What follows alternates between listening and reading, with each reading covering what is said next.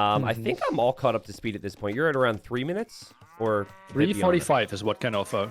All right, cool. Yep, I'll be there. Just have it on 2 times speed here. So, Outcrop, again, not sure if you touched on it too much, but Outcrop, a map where the sheep is a big focus. And so Tatars could be a great pick here for that purpose. You get the extra food on the cows and the sheep. You could already see that Andy was trying to scout for extras. Saracen's a civilization we've been seeing on water maps, a civilization we've been seeing on some of the closed maps, like very versatile civ. Typically, you'd see players play a lot more towards archers, but, you know, the last 6 months, I think we've been seeing people say, why not go scouts too? That's not a problem with the Saracens either. Yeah, obviously, now having one of the best camels in the game makes them really crazy, right? You can't really play knights against them anymore. Camels 145 HP in Castle Age just sounds ridiculous, and that's why we feel a mix of stable and range is not unreasonable. Sitaux now goes for the barracks, is not on gold, so scout opening feels very likely. Yeah, be very curious to see how things play out with the Tatars. This is what I said this the other day in like a random cast. I feel like Tatars are a well-balanced civilization with solid overall options in a world now where we have civilizations with many very, very strong options. You know, like Tatars haven't received many changes over the last couple patches, last couple years. I think they're a great civilization, but there is a point like in mid-castle where I feel like, you know, if they hadn't already gotten a lead, it feels like they start to taper off a little bit. But, you know, they do have a really good late game, so I don't know why my feeling is that. It's just been my feeling seeing the Tatars. Yeah, well, it's also like really good late game, but not having bombard cannons, so really good late game. You won't really get them on fortified clearing. You won't really see them on arena, right? Yeah. So really great late game. Like halberdiers are underwhelming. Like there's no like early power spike for Tatars, like not having Arbalest. So yeah, they look good if you can get to the good scenario. And Sitaux, well, he doesn't want to give too many cows. Yeah, I mean, that's wild to me that FreakinAndy didn't find them. He's going to actually see one. Oh, he's going to find all 3 of these, actually. That's huge. That's a lot of food. Andy is also trying to wall right now, as you oftentimes see on this map. Players are really far apart from each other, which is why you typically do see players open with scouts, but actually behind this, Sitaux has turned this into archers. A little bit sloppy. Is getting housed. I also feel like the walls are not in the ideal spots right now between that wood line. I would have liked to have seen Sitaux maybe go for walls a bit further behind this, but you know, first game in a very important series, I imagine they need to warm up and like find some sort of comfort zone here. I was incredibly impressed by Sitaux last weekend. Like he just lost after being up 3-2, 4-3 in the qualifier would have been one of his biggest success ever, right? Making it to the big offline event. And what he did was just open the stream and watched through all the recorded games and just methodically try to analyze and try to get better for this week. And I love that about players. Yeah, I think his mindset was really good. It's so easy to get down on yourself, right? And then think of the stakes and say, oh, this is going to be so tough. That was my chance. And to be honest, that very well may be the case, right? Like, you know, Barles, for example, 1 win away from beating Tato. Barles isn't making it because he lost in this qualifier to Andy. Sebastian, 1 win away. Many people felt like he should have got that win in that final game against ACCM. Sebastian also out this qualifier. So, but yeah, I agree. I spoke to Sitaux a little bit as well, and just basically said, I sent a message to a lot of the players that went down. It was basically like, you've got the talent, keep at it, right? And I got a variety of different responses. I had some players be like, not so sure I do. I had other players be like, you know, it'll be really, really tough. Sitaux was like, honestly, I think I have areas to improve. He's like, I don't think I played that well, and I have areas to improve. So to, you know, take it to the final game against Hart, who's a tremendous talent, and still think that, it shows that Sitaux had some things to work on this week. That's good stuff. Sick. He said he didn't feel like he played too well. Yeah, he thought his strategy. He thought his strategy was poor. That's what he said. So okay. I didn't really get that, but you know, holds himself to high standards apparently. Yeah, higher than we held him. Okay, that's sick. That's sick. Yep. Love to hear stuff like that. And now you see the difference here between Tatars and Saracens. Just compare the farm count. Yeah, that's true. Farm count. And why even make a farm at this point? Like, And that might be part of it with Tatars as well, as the scout for Sitaux is kind of trapped inside. Part of what gets awkward with the Tatars later is because you rely so heavily on the sheep and the cows, is there is a point where you then have to start farming. And that can be very awkward to do in a very messy castle age, I think. Cows also have more HP, so Scout can't easily go for them. I think he needs to 3-hit instead of 2-hit. No, I think it's... I think it's 2-hit. Is it 2-hit instead of 1-hit? I don't think the HP is affected by the Tatar bonus. No, but is that what you meant? Cows simply have more HP than a sheep. Okay, but it's definitely... Okay, well, it's 1 hit on a sheep and it's 2 hit on a cow. I'm certain of that. Yeah. Oh, wow, that's a lot of archers for Sitaux. Spearman protecting cows is so funny. Yeah, to have that sitting there definitely doesn't feel like something we'd see at this level. But, you know, Sitaux may be interested in stealing these. And he's just being annoying right now. But, you know, the thing that Andy doesn't really know at the moment, because Andy's scout hasn't been that active, is he doesn't know the archers moved out, nearly. So the scout for Andy's it scouted the north. I think he set waypoints to the south. All important things for later on, but this is Saracens we're talking about. Their archers do break through walls pretty quickly, and I think Sitaux's got a really good opportunity here to surprise Andy, either now or in the Castle Age. Well, this will be... How big would the surprise be? Like, luckily, Andy is fully walled, so he will always get a heads up. Ooh. No villagers, like, really exposed. He could accidentally attack a house here. No, he's paying attention. He now sees palisades and no house on the right. Okay, there he attacks the house. And that's going to give Andy a heads up. And the good news for Andy here is that he's kept his units at home. So he could probably, with a similar castle age time, be able to defend from this. It will be an archer skirm mix. Always find it weird to play like this, right? Because do you really want to upgrade your skirms? I don't really see the value in that one too much. Yeah, like if you get to like 15 skirms and 15 crossbows, it's really good, right? Yeah. But like that's not what he's doing, right? He only has 3 skirms. Yeah, exactly. Yeah, I think he made the skirms when he saw the range. I'm actually curious, is the order in which the units are shown in the archer range the order in which they were created? I would assume so. Yeah, that's what I'm thinking, because I recall seeing the skirms early, so that was probably early feudal. He saw the range from Sitaux. But, you know, FreakinAndy, he's going for a TC in the north. He did not sell his stone like Sitaux did. Now, being the Saracens, we could easily see Sitaux just buy it back. But TC in the north on a very important gold area, a big part of this map. And Andy now active with his scout, looking for those crossbows, wondering if they're around here, even getting town watch. And great job from tracking this. He should be able to defend himself here. Has 2 crossbows out on the open there. And Andy tries to dodge this. Well, will die. 7 crossbows only, but that will be an easy kill against the 5 here at the front. Yeah, exactly. He's like, okay, I'll take that. No problem. I think Sitaux is not expecting that army to pop out there. He was most likely expecting the crossbows that he has in the back of Andy's base to be dealt with. Andy taking some risks there, right? Like, this could potentially do some damage. His eco underneath the TC is a little awkward, like we said. But a couple house walls there. 8 crossbows, the perfect amount to one-shot a villager. So, could maybe die. 49 HP, next house in danger. Maybe Sitaux focuses those down. Nice dodges by Andy. Yeah, that's really impressive. At the same time, though, I do really like the control that Sitaux has been able to get for himself here. There's only 6 crossbows for Andy, so he's going to be getting ballistics for a very low crossbow count. And ballistics is already in for Sitaux here. And this is what you think of when you think of Sitaux. Strong aggression, but, you know, these days, over the last couple years, what he's corrected is he also has good eco behind it, right? It's not the best right now, because it is Saracens and relying on the market, but great engagements here for Sitaux. And was fighting without ballistics for a long time now, both trying to out-micro ballistics. It feels like Sitaux is taking the better fight. Slightly better KD for him. Yep, and again, 2 TCs here for Andy right now, but his food eco is primarily sheep and cows.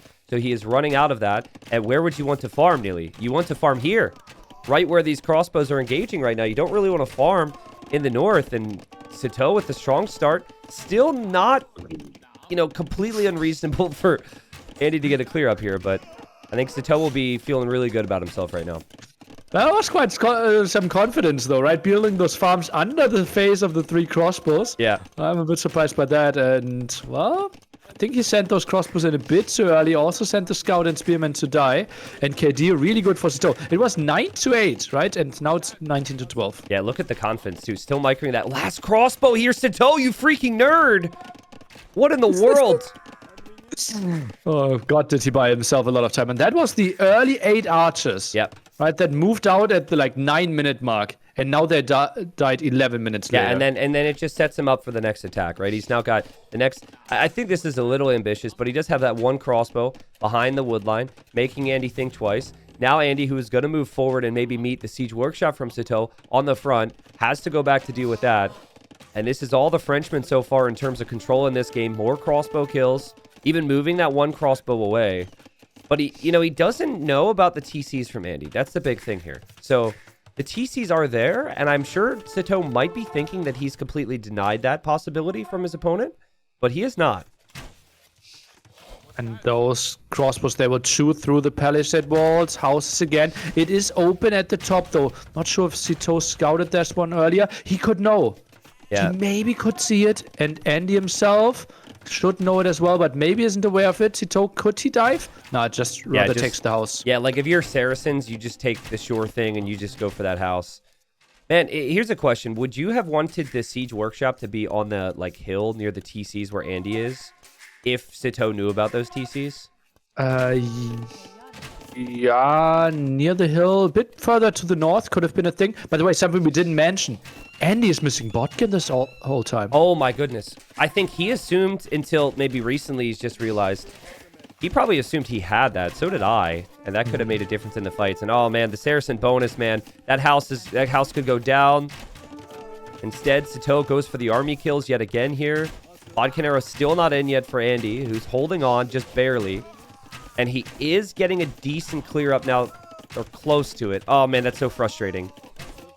Because it's just, Sitau's going to push to the next thing. Sitaux killed cav archers on the hill. Sitaux used his spearmen to track the TC spots. Oh, so all that, and big shot! Big shot! Oh. How did nothing die? How did nothing die? I thought 6 villagers would die. Yeah, I did too. A hill bonus and everything there. The tar hill bonus. All right, well, 2 TCs for Andy, but again, this is not the type of eco setup you necessarily want here. 3rd TC coming up for Sitaux. If you look back at his base, his eco is pretty wild. Like, this is the eco of a man who's has his focus on the micro all the time. So if the attacks start to wither a little bit, if it starts to be awkward, could easily see Andy stabilize. Other side. I was confused. Sorry, Yeah. I'm really bad at really good at interrupting you today. And well, Mangonel's now trying to dance here, and obviously it was not the Tatar bonus, it was Saracens. Having the hill. Yeah. No, there was a part of me that was like, does Tatars resist the hill damage too? But I don't think they do. But I could, I think I could relate to the excitement you had there, Nilly, because I think we both wanted to see 8 villagers go down while taking a sheep. So, now my question is that Mangonel from Sitaux on the hill right now? I think it is, but that's important because Andy's going to have a Mangonel on the way, and he wants a one-shot on Sitau's Mangonel. Select the Mangonel and see the white circle. And it seems like the circle is leaning. Ah, wow. White circle strategies. That's true. I never realized that before. Is that the first time you've noticed that? Yeah. I tried to zoom in, and I think that was a giveaway, yeah. Yeah, all right. Well, yeah, that's a big deal, right? Because Andy, if he gets a direct hit, and those are on the hill, that is not going to be the kill he wants. Now, he did get hits on both the Mangonels there from Sitaux, which is impressive. But the Mangonel micro good from both here, and Sitaux with an attack round doesn't get it. But soon the TCs will go down for Andy, and this has not been the start Andy wanted. He's got the Vil lead. He does not have the control in position, and Sitau's going to lose one Mangonel. He'll take that because he could maybe take the TC next. This is crazy from Sitaux. It's interesting that Sitaux built his 3rd town set towards all the action, right? Sometimes you want to boom away, but not Sitaux. He knows, okay, I have so much army out on the map, I will keep on the pressure. Big repairs here for Andy. And Andy now comes to the top of the hill with his crossbows, and he takes out a Mangonel. Both players taking out units that should counter the crossbows with their own crossbows. Beautiful play. But yeah, that's a good point. If Sitaux is freely booming in the south, you'd feel a little less intensity about this whole situation. But, you know, it shows how confident he is that this aggression is going to work out for him. Feels like Andy doesn't 100% know what he wants to go for. Yeah. Squeezes in some skirms, had some CA, now goes back to crossbow. Yep, I agree. Look at the wood count for Sitaux, though. Obviously, in these moments, ideally, you want to find moments to build some farms. But, you know, 38 on wood, he's going to find it difficult to find those moments, I think, with how much micro is happening right now. But, I mean, the micro play is working, right? I think if he continues with this as he takes another good fight, lands a very nice attack round, I think if he continues with this, he will eventually have more free time back at home because of how much damage he's doing to Andy. Only 12 farmers doesn't excite me that much. Andy now, thumping. Well, getting quite some kills in. Both players trying to dodge ballistics. Can we appreciate Andy's Vil count considering the pressure he's been under? This is insane. His farms behind his starting TC also like really well expanded. So, I mean, it's just, maybe he is a big clear up away from stabilizing, and maybe he'll be able to go into something else then at that point. He actually has tied the crossbow count. The siege count's similar. With a little bit of breathing room, maybe he could start to mix in some cav archers later. Really impressive from Andy. It is sick, right? This whole game was all Sitaux. Yep. But actually, it's like killed value is even, and now the villager advantage is really solid for Andy. Wow. He's close to 25 vills ahead. Yeah, and now he continues to move forward. And how on earth is this happening? He's got the food count to maybe mix in some other things. He's gone for a stable, another archer range, so I think it's maybe an indicator of cav archers. Sitaux's siege workshop, his second siege workshop that he built in the front, loses another mangonel. And I really felt like Sitaux was just going to break Andy here, and Andy said not today. Pack switch potentially. Andy could think about Imp here, but I don't think that's really the Tatar way to go. Typically, you want to have a longer castle age. Maybe add some knights, maybe add some step lancers, get some map control for yourself. Adds one single step lancer, but without a single upgrade, I don't think that's one's adding too much. Well, I like it if you're for the siege workshop that he's currently attacking, right? Because Sitaux can't get crossbows close there right now. So, like, even just, I would prefer knights personally, but, you know, just, like, some units to sit around there could be helpful. Like, right there, 2 knights would have taken out that mangonel, and maybe that's what he's thinking. But as good as we have seen FreakinAndy stabilize Sitaux up to 4 or 5 mangonels now, and he's taking some really good engagements again with it, giving himself that time to add those farms, giving himself time to think about a castle, maybe. Okay, that was obviously sick. Both players soon having the option. Buying some more food here is Andy for himself. Kicks up to Imperial Age. And that could be a trap boy at the top, maybe. Yeah. We'll see. I mean, Elite Skirm now coming in for Sitaux. So he's thinking about spending more food in this age. Wow, interesting little dodge there from Andy. He rolls underneath it. Does lose his mango. Okay, the TCs could go down so fast here. And this is Sitaux's moment. Andy's on the way to Imp. But he is building a castle behind, like between his TCs. And we now see a very forward castle from Sitaux right next to this. That will be a castle that will instantly die, right? So easy for Andy to just build some traps. But a lot of control lost in Andy. Yeah. He will run out of gold in case Sitaux finds the one at the top and starts to raid that one. Yeah. Sitaux should naturally, like, he doesn't want to leave this hill, I guess. But it should eventually see that, you would think. I think here, building outposts, we say this like every cast, but building outposts around the map is so important. And I would really like to see that. It's not common, as Sitaux could kill some villagers here. It's not common to see a forward castle into an extended castle age these days, especially when you see players playing archers. So I'm a little bit surprised. What some players would do with Saracens is they'll immediately after the castle, they'll sell all their wood, they'll sell even excess stone, just to buy the food to make sure they can get up to the Imperial Age. Yeah, and typically that's how Saracens play, right? Farm count now looks really solid, so he only needs to care about the gold, and selling stone might have been an option for him. But now Mamelukes and camels in the queue. He wants to deal with those Kashik. And Andy getting access to stone and gold potentially in the south. Very big deal here. Yeah, Mamelukes, camels, all that stuff out there to counter the Keshiks I'm sure he saw from Andy. I mean, Andy's going up to Imp. Andy still doesn't have a big army here. Like, Sitaux's army is ridiculously strong. And Sitau's army can remain strong against everything that Andy's going to make an imp, except for Trebs. Andy's losing more crossbows. Now, Civ doesn't get Arbalest, so he might not really care about them long term, but he still needs something. I mean, he could lose the whole starting eco here to this Mangonel push. Oh, that's a lot of Mangonels, right? 5 out. Kills the other one from Andy. This is looking reasonable. Now more Kashyyyks are coming in, but he has the counter. There's going to be some dead buildings for sure. Yeah. Camels and Mamelukes should do a pretty good job against the Kashyyyks. Now, Sitaux does need continuous army to protect his Mangonels here, which might mean more Camels and Mamelukes because he's seen the Kashyyyk, so that would mean he's further and further from Imp. And his castle's going down to trebuchets, so, you know, Andy still could be in a good spot, but, I mean, if he loses this starting TC, look at all the eco that's back there. 4 or 5 Mamelukes could just be so awkward. Trying to expand towards the bottom, but that's not really giving him so much of his farms. He's going right? to go for the Treb here. Sitau's going to go for the Treb. Andy needs to realize this. He needs to pack it up. Yeah. Great recognition. Just bring it. Camels diving, maybe. I mean, it's worth it to lose a couple camels for the Treb, maybe. This is so awkward. He might kill his own camels here, actually.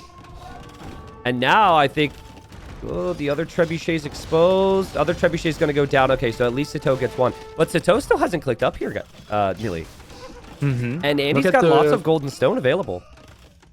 And he's queuing up more camels, so he thinks he needs to continue in Castle Edge, even get some more upgrades for his camels. He's continuing with the big Castle Edge push. Mangonel count now obviously way smaller. Just imagine those 5 Mangonels continuing to push the main base of Andy. Yeah, that's what I'm thinking. But, you know, that's what Trebs do, right? Makes you think twice. Sitaux did not want to lose this castle, especially not being in the Imperial Age yet. Cav Archers... I want to say starting to mass, but he's still only at 7 with 4 in queue. And he's got ranges in all these different areas. So this is really tough. But, you know, with imp upgrades, he gets to about 15 Cav Archers. Sitau's going to have some real problems. Sitaux behind this finally clicks up. Did buy himself a lot of time, but this brings me back to what we talked about earlier, Neely. Is that after this castle goes down for Sitaux, all of his villagers here are exposed because he chose to boom in the same side he was pressuring. And Andy's already expanding, and we see Sitaux trying to limit those options, goes for the raid, but, well, those town centers have chemistry and bracers, so they are just eating those camels. Yeah, camels are pretty much, they're not great against anything except cav, right? Like, they're not good against castles, they're not good as a raiding unit, not good against a wide variety of options on the tech tree. And, you know, Saracens have other options, right? They have the Arbalest line. They have great skirms. They have better siege than the Tatars, even though the Tatars have the Trebs. But this really feels like Andy has somehow stabilized all of a sudden, and it's just an incredible job.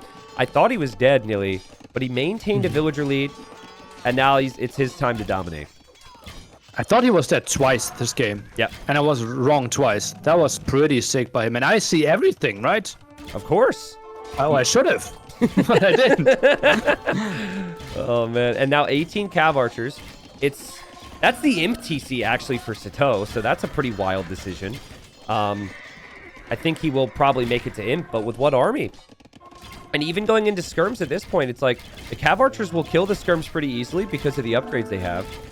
Which means Sitaux has to get more skirm upgrades to make them effective. And by then, with how Andy is macroed here, I think he's going to have the food to mix in either more Kashyyyks or just switch into the very strong Hussar line that the Tatars have. How many trap shots do we need for a town center? 6? Okay, then we are fine. I think it's 5. Might be 5. But anyways, TC is going to go down. Villagers will be exposed. First click here from Sitaux, as he's now 40 villagers behind, is going to be Bracer, which makes sense for the skirms, like we said. Behind this, though, we've got Silk Armor, adding some armor to the Cav Archers, and the stable line for the Tatars. And Andy with a castle in the south to protect 2 castles in the south. Holy crap, to protect that area. And we have not even seen his final form yet. There's still upgrades that could come in for his CA. And Light Cap being in the mix should be pretty strong as well. Not against the camels, but good against the skirmishers to snipe them. Not really having the greatest upgrades there yet. in general, not a lot of villagers on gold, right? Yep. Only 13 right now. We see mass amount of villagers on wood, but he's still pushing, and Sitaux has so many exposed villagers on the map. Yeah, seriously insane. And Sitaux maybe thinking about the south, made an outpost, and he's going to see the castle fire there. And I think in some ways you feel this as a player, right? You know how good your aggression has been, and you have played, 10,000 games to get a feel for when you should break an opponent or not. Mm-hmm. And if you don't break your opponent with the aggression you've had here, if you're Sitaux, it might make you think a little bit about how aggressive you want to be in future games, or at least make you realize, oh crap, Andy's here to play today. Andy is really in good shape, and Andy takes the first game. That is sick. That is sick. In a spot where we feel like Saracens are one of the best civilizations to punish, right? Yeah. Andy didn't even have botkin for the defense. Early ballistics, mass mangonauts, mass crossbows, and Sitaux was killing so much, but somehow Andy held and boom behind this. Yeah, seriously. And people are going to say, what does this come down to? Well, this is the beautiful thing about this game, right? The pros and cons of it. Andy was 3 town centers. So he didn't lose that many villagers. He was still producing more vills. And for Sitaux, he was on 1 TC for a while, 2nd TC, didn't add the farms. I'm sure the extra food from the Sitar sheep did help it at points to keep Andy afloat. And, when someone's got a 20 villager lead, if they could just hold from that attack, stabilize a little bit, then their resource income should be greater.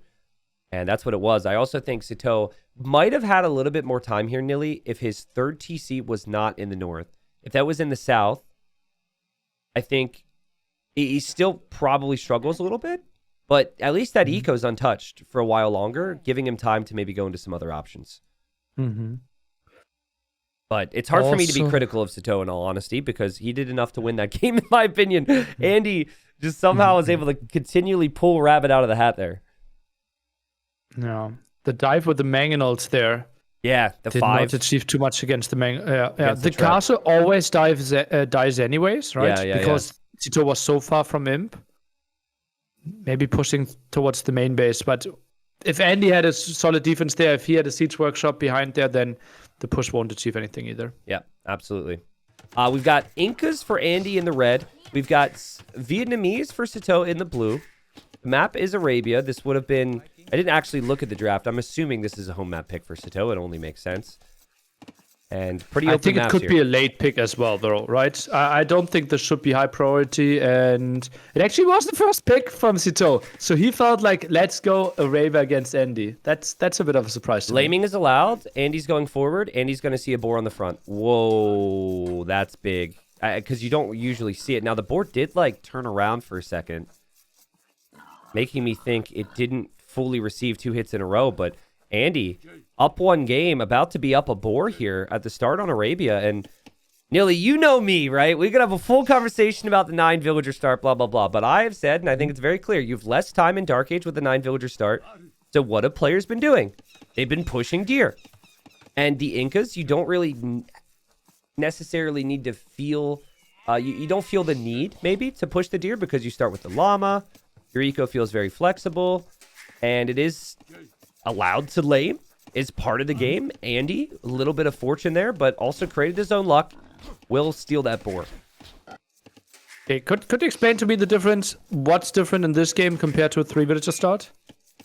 Players have less time in Dark Age, so they will use that time in Dark Age to push deer. They're also, since they have less time to scout the opponent, I do not think that they will go for Dark Age strategies as frequently.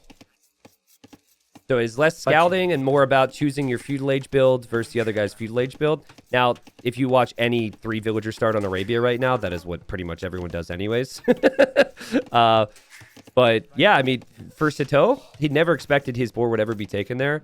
Has to push the deer in now in order to make up for the food, of course. But it will lead to potentially 1 more villager, maybe even 2, onto his build up here towards Feudal. And that could be awkward for him. So Andy with 3 boars against 1 of Sitaux. Gold, relatively exposed on a hill there for Andy. Yeah. Built a barracks, kind of thinks in that direction already. Has 2 buildings, but that looks like he wants to open. Is he trying to open it with a rush?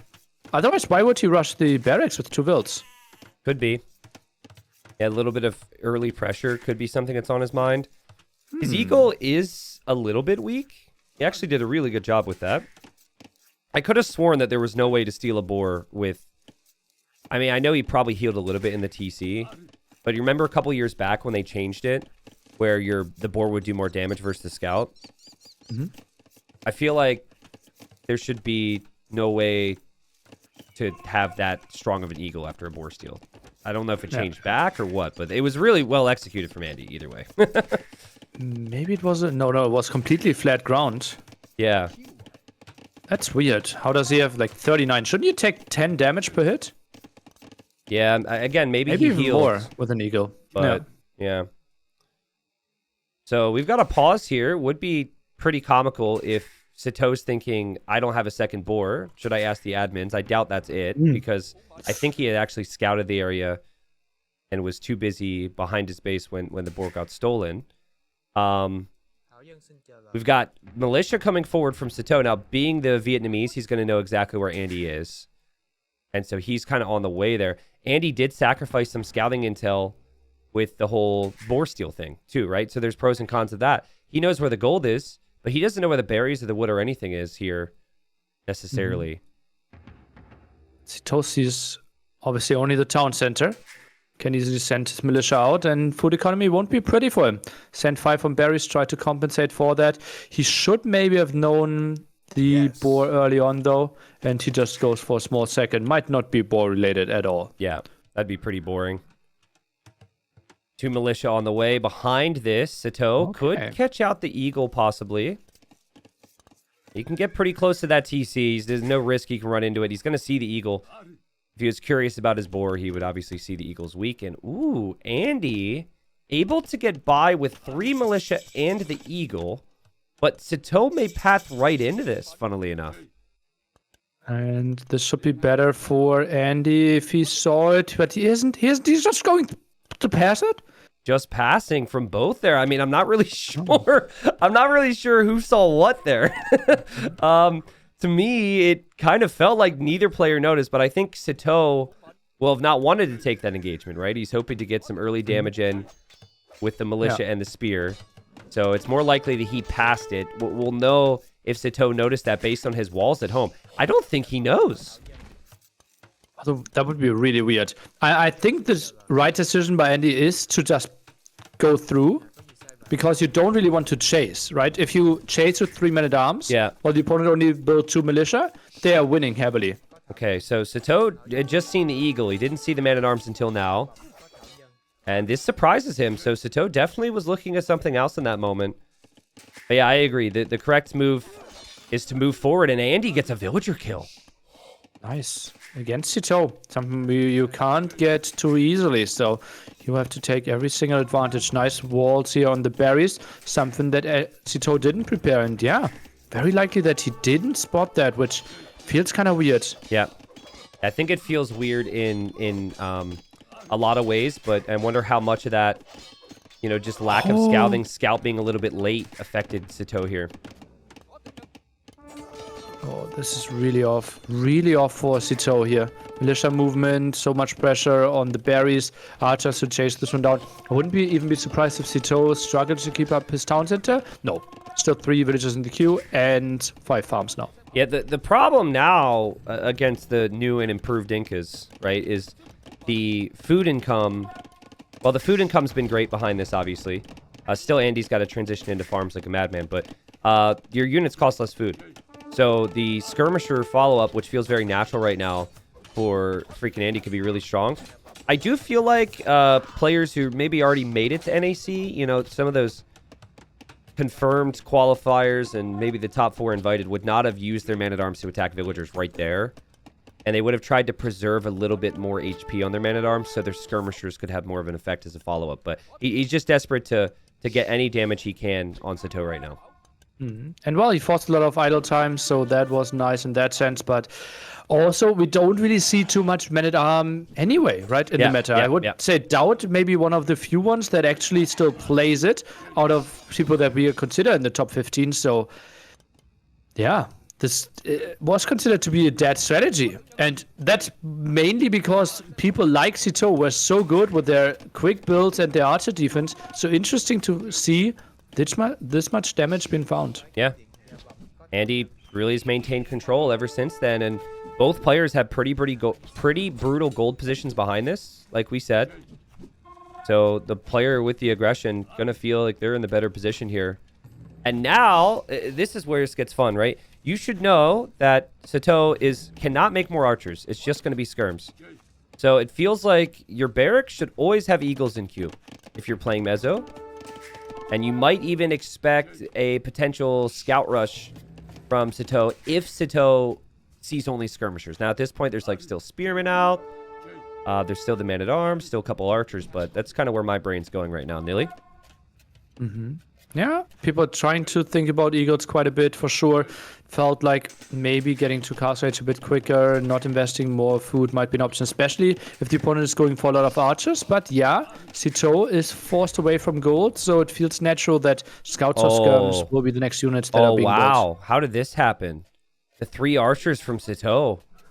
Mm-hmm. Oh my goodness. Like usually you could pick up on the fact that, hey, he had archers. They're not here anymore. I don't recall seeing archers in the main force for quite some time.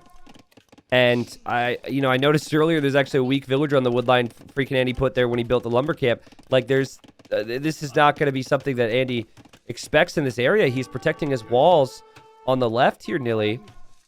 So maybe he did sense it, but a great find for Sitaux. 1 villager dead guaranteed. Very likely to see a second one. Andy is under. Like, did he only see the scout? I think he only saw the scout. Yeah, that's Scrum likely. fight in the center. That's likely. He only saw the scout. That's why he could pull 2 villagers and look away. And he was probably focused on a variety of different areas there. And Sitaux, after the rough start here, getting the villager lead. Remember, he was pushed entirely off of gold a moment ago.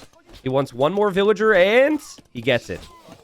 Maybe even another one. Still 2 archers alive. Scout behind this. I think you might get 4 villager kills with this raid. Wow, that was incredible. And the scout actually did some decent work there as well on some of those skirms. I think he took 1 skirm down to low health and killed another one. And look at the fight then at the woodline of Sitaux. Andy was completely taken off guard by this, and it snowballed on him everywhere. Wow, what a play there from Sitaux. Oh, and he's so back into this game. Now a nice villager lead. Obviously, castage timing will be problematic. And both players realizing, damn, our maps are awful. Yeah. And going for massive, massive walls. Well, when you have awful maps, you need to maintain control, right? And Andy, he was already planning on this regardless, and it does make sense. He's headed up towards the next stage, trying to go for eagles right now. Now, I'm looking at his walls. I know he's got a gap in the south he's going to wall up. That should be fine. I know he's got a gap on the left. That should be fine. But I feel like there might be a hole between the market and the palisade on the right. Am I crazy? I think it looks a bit weird because the market is a bit elevated. I think it should be fine. Yeah. You remember back in the day before DE when on Boobly you could hold shift and press the wall piece and you could actually place the wall? It was like a user patch feature. You could actually, while you're casting, try and place a wall, and it could actually confirm if there was a hole or not. That was really nice. Mm-hmm. Yeah, true. That's probably the one thing I miss.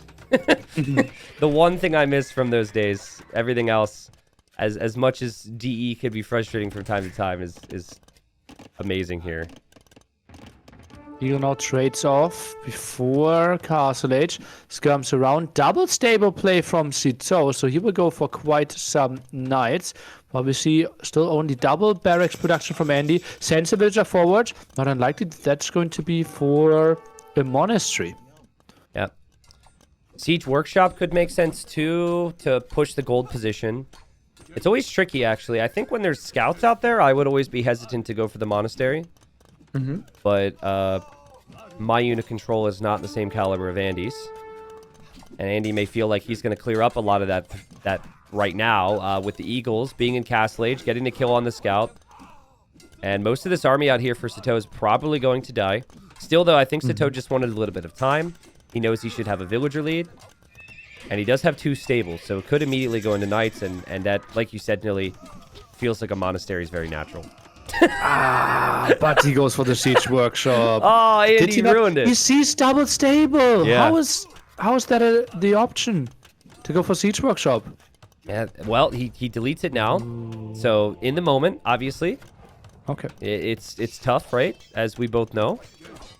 And, you know, +2 armor on just Eagle Scouts instead of the Eagle Warrior upgrade. I don't know which one, you know, if you had to choose one or the other, the Eagle Warrior upgrade or +2 armor versus Knights, which one would be superior? But I feel as though this is a sign that Andy's clearly at the limit, right? He planned to get both, didn't get both. And Sitaux now, I mean, the second Sitaux sees that monastery, he could just add scouts so easily to surround it. And even tags into light cavalry. Andy, like that monastery is so disconnected from the rest of his base. I think he feels like he needed to all in more than he actually needed to do. Yeah, I could see it. I mean, he lost Vils. Understand the feeling there. If we're talking for, you know, realism's sake, I think monasteries, they do prefer to be disconnected from civilization. So that's, you know, maybe what... Oh, he's going for here in the light cav. Wow. Oh, no, what a find from Sitaux. Oh, geez, that's a beautiful play from Sitaux right now. I'm loving this. Is that like a political statement kind of, Tristan? No, it's not political. I'm just imagining like a monk in like some faraway lands, like up in the fog and the hills and the jungle. You know. I thought you were like disconnecting like the world. With Oh, how like if you're religion religious, moved you're away. disconnected from reality. Oh no, that's not what I meant. You Okay. thought it though, so that tells me where your brain's at. I was mind blown. Like Tristan, like what is happening here? What philosophical lesson am I getting taught by you today? But I'll save all those lessons. no. I'll save all those lessons for NAC 5 people. Okay. That's funny. Well, Sitaux has recovered so nicely since the brutal start. And still keeping a close eye on that monastery. Now, Lightcap don't do that well against Eagle Warrior. Eagle Scout you just don't see all the time. I think this is a pretty decent fight. Now, he wants one Lightcap to remain to kill the monks. Oh, he's got 2 of them. And he deletes the knight, says you will not have it. And I think both those monks are going to go down. Beautiful play from Sitaux. Do we see conversion on the eagle? Seems like no. Eagle gets away, but Sitaux has to be really happy how this went. Yep. Yeah, so my cap strategy hasn't been updated yet by the CA team to have the res collected. But can you tell me the res collected so I could still show the game? It is plus 400 for Sitaux right now. Okay. I mean, it's really tricky. You know, gold comes in quite fast compared to farms, right? So I think that will grow over time for Sitaux because he's got an amazing farm setup behind this. But this is just not what you want in terms of a snowball with Mezzo, right? You sell all your stones so you can't boom initially. You go for the forward buildings. You're expecting a lot more than what has happened here if you're Andy. And Sitaux, just a random skirm, confirms the extra TC timing. Really nice movement, and Sitaux goes for the third town farm. center as well. To kill, he's probably not paying attention to it, but he could take out that farm. And, okay, yeah, Andy starts to farm on it. Not a big deal. Siege was not something I was expecting here from Sitaux, but it does make sense if there's pikemen out. And big moment here again in this fight. Big attack round from Sitaux. He has to defend his monks. He will get conversions. He does not want Andy's monastery to have any power here. But Monk pops out, goes for the knight in the back, but the knight runs away. Lightcap again getting the hits in. Wow. Nice ground attack, and that Mangle got so much value. Look at this KD here. It's insane. I mean, he also is going to add to his kills because he killed some of his own units, but but seriously, I mean, you can understand it, right? He killed all the pikes again, killed more monks, didn't lose that much. Like, yeah, he lost a couple monks of his own, but it actually felt like the monks there from Sitaux brought some value. And have we seen a single conversion for Andy yet? Maybe one? I'm going to check. 2-0 in favor of Sitaux. Yeah, that's wild. That's really impressive from Sitaux. I will say this, though. Remember the previous game where Andy he doesn't fully break, you know? And it brought him a win in the first game, but the situations economically are different here as more goes down there from Andy and Sitaux in the middle. That Mangonel is quite a killer. Doesn't matter which side you belong on. Yeah. Always find it interesting, like we're used to it, but a Mangonel will do friendly fire, but a Scorpion will not. A Treb will not.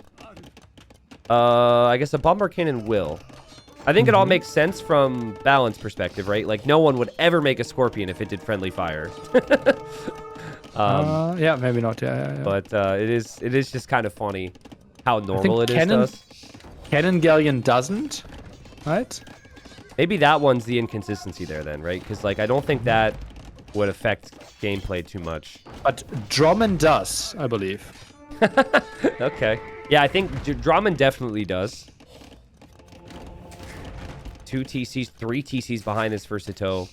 And he's starting to mix in the Cav Archers. And for those that have been watching, mainly over the last, like, year or so, you might have seen this switch. Because this was never a thing too long ago. Maybe last year people were doing it, but I feel like I have seen Vietnamese Cav Archers more than I've seen Vietnamese crossbows. And when Vietnamese first came out, that was not what people were doing. Okay, gets conversion at least. But 2 monks down again, more repair on that Mangonel. And that Mangonel did quite some damage here and gets more shots off. Monastery finally goes down, and Sitaux now with a 20 villager lead. Yep. And the Cav Archers normally want the time. And Sitaux feels like he's got the time. He's missing Bodkin Arrow. So, still awkward. Monastery still stays up for Andy. But Andy now, like you said, 20 villagers behind. Just now, Andy's hit double digits, but he goes right down below to single digits because, again, Sitaux's Mango Micro is insane. I don't even remember if this is the same Mangonel. I assume it is. It is. Yeah. It is. Yeah. 10 kills now, 4 friendly fires, though. Yeah. Or friendly fire kills. Monastery could have another Monk pop, but would pop next to the CA. Should die instantly. Should die instantly. And will die instantly. So we don't have any stone income from Andy right now. It doesn't feel that natural with his setup. Normally you want a bit more eco before you start to think about a castle. So more than anything, he's probably going to be playing a bit defensive with Eagles. I kind of wonder, like, Andy's been engaging exactly where Sitaux's expecting him this entire time. Obviously, he doesn't know this, but there has been that TC, the wood line, the stone, everything on the left that's been exposed. The Eagle mobility hasn't really been utilized much here. He's just been running right to his death, right in the middle. But he has been behind, and sometimes you expect those things to snowball, and that is an important position to control, because there's a gold there, the TC's there. I could see it. Now, here's the big problem. How is he defending this map? It's just so open. Tries to do something with the market, but will cost him so many resources. CA could get some kills against the villagers. Mangonel arrives there as well. Eagle count. Not the highest. Goes for the raid at the top. Could get into the woodline. Yeah. Sitaux will send some Cav Archers and Knights back there potentially. This isn't any Mangonel coming to your gold here. This is the Mangonel coming to your gold here, Andy. This Mangonel already has 10 kills, and it doesn't care what color you are. More kills for the Mangonel. It's moved up to 13 kills. And pretty soon, it's going to help break down the house, and Sitaux could be attacking TC with it. And Sitaux, nice house walling. In the end, having ballistics now and this many Cav Archers should be able to deal with this. So the counterattack for Andy hasn't really accomplished much. Villagers running. If Sitaux sees this, he should get so many builds. Oh, man, yeah, villagers building a TC in the south. Look at that TC, nearly. It's like, now only Canal the villagers build it, and the hero Mangonel went down. F's for that, but not only can you not fully build it now, but it's like, you're up against the edge of the map and trees. There's no stone or gold there to really protect. Really like how Sitaux's playing this. His micro's been great. The Cav Archer HP is so good for the Vietnamese. 80 HP in Castle Age with these Cav Archers. And more Cav Archers across the middle of the map. The ones that cleared up the raids. And I think we're going to see a forward castle from Sitaux. He knows that pretty much everything Andy has is probably tracking the CA mass in the south. And there he goes. He's going to play some more safe castle. Because this is, I don't want to throw the game because I'm leading castle. So I will say building a forward castle is not really something I think about with Sitaux. I think like Yo is a big pro name who does that a lot. Maybe Doubt, you know? So maybe he just is not uncomfortable in this scenario. Maybe Sebastian. Yeah, we should add Sebastian to the list now. but like I honestly I think while that's the thing to say, that might be the only time I've seen Sebastian build a forward castle in a very long time, and it showed, right? Like just a little bit comfortable of a situation, and he just couldn't read the situation in the way that he would have needed right there. But that still makes me so sad, man. I was watching that one. Such a bummer for Sebastian. I honestly, like, it feels like Sitaux won this game quite some time ago. Yeah. But if we realistically think about it, Andy's on the way to him, and he will have good enough of an economy to tack into Elite Eagles. That's true. And Sitaux is still relatively open. Yeah, it's fair. This is not as over as we thought. Yeah. Well, I mean, the sign of a great player is they bend, but they don't break, and I think we've seen that here. I feel like it's going to be... The eco's still at the limit, right? Like, you can get to Elite Eagle if you're Andy, but then you're only going to have 20 of them. You know, it really feels like he's going to have big issues. But if he can somehow kill the Cav Archers from Sitaux in the south, and Sitaux is open, like you said, without walls or defensive castles. He is building kind of middle castles here. Yeah, maybe there's a chance. Eagles could be crazy. One of the best units to work with very low economy. Yeah, and you don't need as much food if you're Incas to produce them. And you need a lot on gold, which he kind of has. Sitaux must be building up towards Eagles right now, though. Sitaux's got 54 on gold. That's crazy. 54 on gold and 20 villagers building a castle. That's crazy. Yeah, it feels like heavy Cav Archers, if they take a good enough trade against some of the Eagles, there's not going to be much left here. And then maybe you can just mix in light Cav, I think, as a buffer against the Eagles. There's the upgrades. Heavy, not too far from heavy CA. Typically, like, people with CA economy don't have too many farms. Yeah. But the setup for Sitaux is looking really good, and he can afford heavy CA quite quickly, even. Yep, and so it's 10 Eagles for Andy. He clicks the final armor, but he still needs the 800 food, 500 gold to get elite. And again, if he gets there, is he going to have much left? We do have a castle from Sitaux. So he senses he's going to be raided there. That should go up, though. I think Andy needs to idle his TCs here.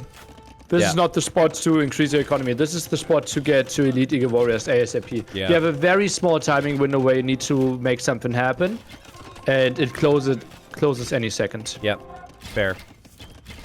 Sitaux will probably start to add some more farms now. He's spent all of his food to get the upgrades on the CA, and the GG's finally called, and what a great recovery from Sitaux here. Remember, he lost the boar, which is extremely uncommon. I think that you could tell me probably the only time we've seen a boar steal this entire 2 weeks of qualifiers. Yes? I think I remember another one, but yeah. Okay. Yeah, so I think MBL even did it. Oh, well, shocker. So, you know, it doesn't happen that frequently. And it really looked like he was up against it. He was pushed off of gold. He had lost a villager versus man-at-arms. But he recovered nicely with the Archer counterattack and then did so good in Castle Age with the Mangonel Micro. But also the double stable play was just perfect. And I'm sure, like, a lot of people are thinking early Castle Age, go Cav Archers with Vietnamese. He had to resist that urge based on the situation, and he saved the Cav Archers till later, which is, I think, a bit of an underrated thing in terms of his read of the situation there. So well played. 1-1 now. Andy could have seen that there were no archers for the defense for Sitaux anymore, right? So he could have known, well, where are your archers? You're only defending with skirmishes. Maybe you're up to no good. He did. Normally it feels a little bit more natural when I'm watching, right? When the archers peel off and sneak. Whatever Sitaux did, it was at a good point in the game because I didn't really pick up on it. I think Andy did know that the archers were unaccounted for because he had skirms next to his wall where the market is, right? So he had like 5 skirms there, but by the time he got his skirms there, the archers were already on the wood line. So that's just a really, really good sneak from Sitaux. And I feel like that it's hard to see that these days. You don't see that frequently. So we've got Andy on Shoals. He's gone for the typical pick, the more water pick. We've seen Italians. We've seen Koreans. Occasionally, I think Jordan went for the Bohemians, which looked really good in the previous series. But Sitaux, on a map that has water, has gone for a civilization that's pretty poor on water in the long run. the Cumans, most likely for the fast feudal 2 TC boom on land. Yeah. Plus also, if you are playing fast feudal, you can get your first galley out a bit earlier, right? And can contest water a bit, can annoy a bit. That's why I think on Copenhagen we could see a bit more Cumans in the future. But for here, it's mainly just to have a good timing. And then, if you want to, you always guarantee yourself one side, right? But because you could play 2 TC into fast imp with the castle drop, and if the opponent is heavily contesting, well, then you just put a lot of step lances and get the map control that way. You know what else is really underrated with humans is sneak archers. You get to feudal so fast that you're gonna have like full scout coverage, and if you just like bring a villager or two and get like some pressure, like imagine in the south, you just build an archer range there. You've got land pressure to pressure your opponent, and they're going to be very defensive against that. And then behind that, you can add the second TC. So it's an option. Sitaux just shot the Rhino with his TC. He had a weak Vil there that he had to save, because if he didn't garrison it, he would have screwed up. But he garrisoned that Vil with the other ones inside of the TC to add one more arrow. And Sitaux is now down 400 food. Oh, man, this is not the first time we've seen players make this mistake at big moments, Nilly. It's just like becomes so common for people to weaken the boards with their TCs because it's just more, pros could do it so consistently. But the one time to screw up, not now. You need that food. Can you still make a fast feudal happen here? I don't know. You get one rhino, by the way, people. So you get one elephant or rhino. I forget what it was. Might as well have been a boar, but you only get one. So he's now down to 0. And you have 7 deer that you can push. And look at that. That will be ILTC. Oh, geez. And this eliminates so much. Like, this doesn't just affect the uptime. This affects how good your economy feels, what you can afford with everything else about this build. Oh, man. This is shaky. That's so rough. Yeah, I actually want to, since we have like 2 minutes and nothing else is going to happen, I actually want to look at that again. I'm just going to make sure my theory was correct on why that happened, but I speak from experience here on the bringing in the other villager into the TC. That's all experience for me, because I've done that, because you don't want to lose the Vil.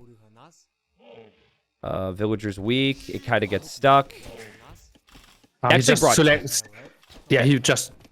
clicked so many. Yeah, he actually brought 10. So I think it was just a mega misclick there. Yeah. A lot of hectic. Yeah. What's a good TC spot for Sitaux? I mean, maybe. Oh, this is kind of brutal, to be honest. You could build it beyond your gold. There's some deer over there too, which you could maybe get. But I'm not really sure. There's nothing that really screams good TC spot. Like if he was Andy's side, I would say to the stone, to the left of the stone. But yeah, he's gonna opt there on the gold and the wood. I think that's a good decision. Okay. So I was confused by that, because don't we need more food control? Like, then he needs to build a mill now next to the berries, because he only has 2 fishing ships and 1 to fuel 2 town centers. I think the CC screams idle TC time. Yeah, I mean, the situation in general does, for sure, right? And Sitaux looking, thinking, should I attack there? Doesn't attack with his scout, which ends up being a good decision. Andy was close with his scout and had more villagers around. I think, Sitaux, the best way to manage this, obviously you need the mill here in a second. The best way to manage this is you have 4 villagers taking the deer to the right of the TC. I'm going to assume he sees that. If he doesn't see that deer, it's going to help. It's going to make things more awkward for him. But he is like, if he had that 400 food, this feels amazing. So it's unfortunate for him that he's kind of just stuck in the situation right now and has to eventually stabilize his eco. Now even squeezes in the farm upgrade. I don't mind this too much. And indeed, for villagers going for the deer, could drop off a bit. But yeah, idle TC is rising. I think with the different TC spot could have been easier, but he obviously wanted to protect the gold, so I can understand the reasoning. And he still has sheep in the back of his base. which is kind of funny. He hasn't gone for those. I really like how Andy's played this. Something that I think, I mean, this won't be too much of an issue for him because he can make Navy here in a moment. But I think players need to show patience here in these instances. Like, it's not a big deal to have a couple fishing ships underneath your tower not working for 30 seconds. Losing fishing ships unnecessarily here when, you know, you're going to be able to come back on water soon would be a big mistake. So maybe a little sloppy, poor timing for my words. But yeah, just sit them there and wait for your ship and then you're fine. What is the thing on the sail of the human galley? Is that a horse? It definitely looked like a horse. Now the galley is turned, so I can't really see it. A horse with the Mongol logo?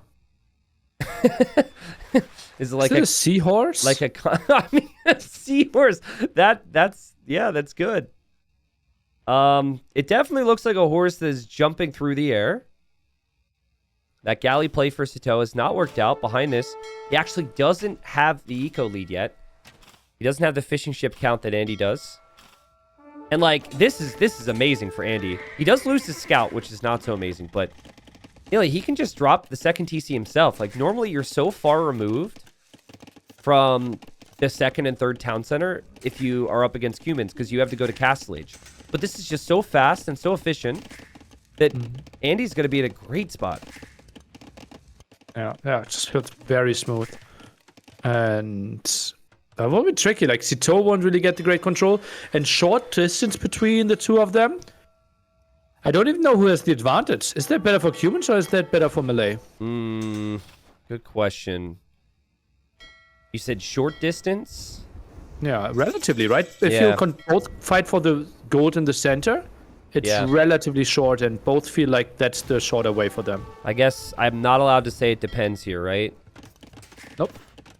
Okay. Then I'm gonna go with the humans solely because I think that the way this game's gonna play out, Andy's not gonna really do a lot of pressure right now. He's just gonna drop TCs, and I think Sitau's gonna make it to Castle Age. He's gonna have a whole lot of food banked. I think it will be easier for him to spend resources and take that control of that area. Okay. Man, it's like the previous game, Sitaux recovers so wonderfully based on something his opponent did.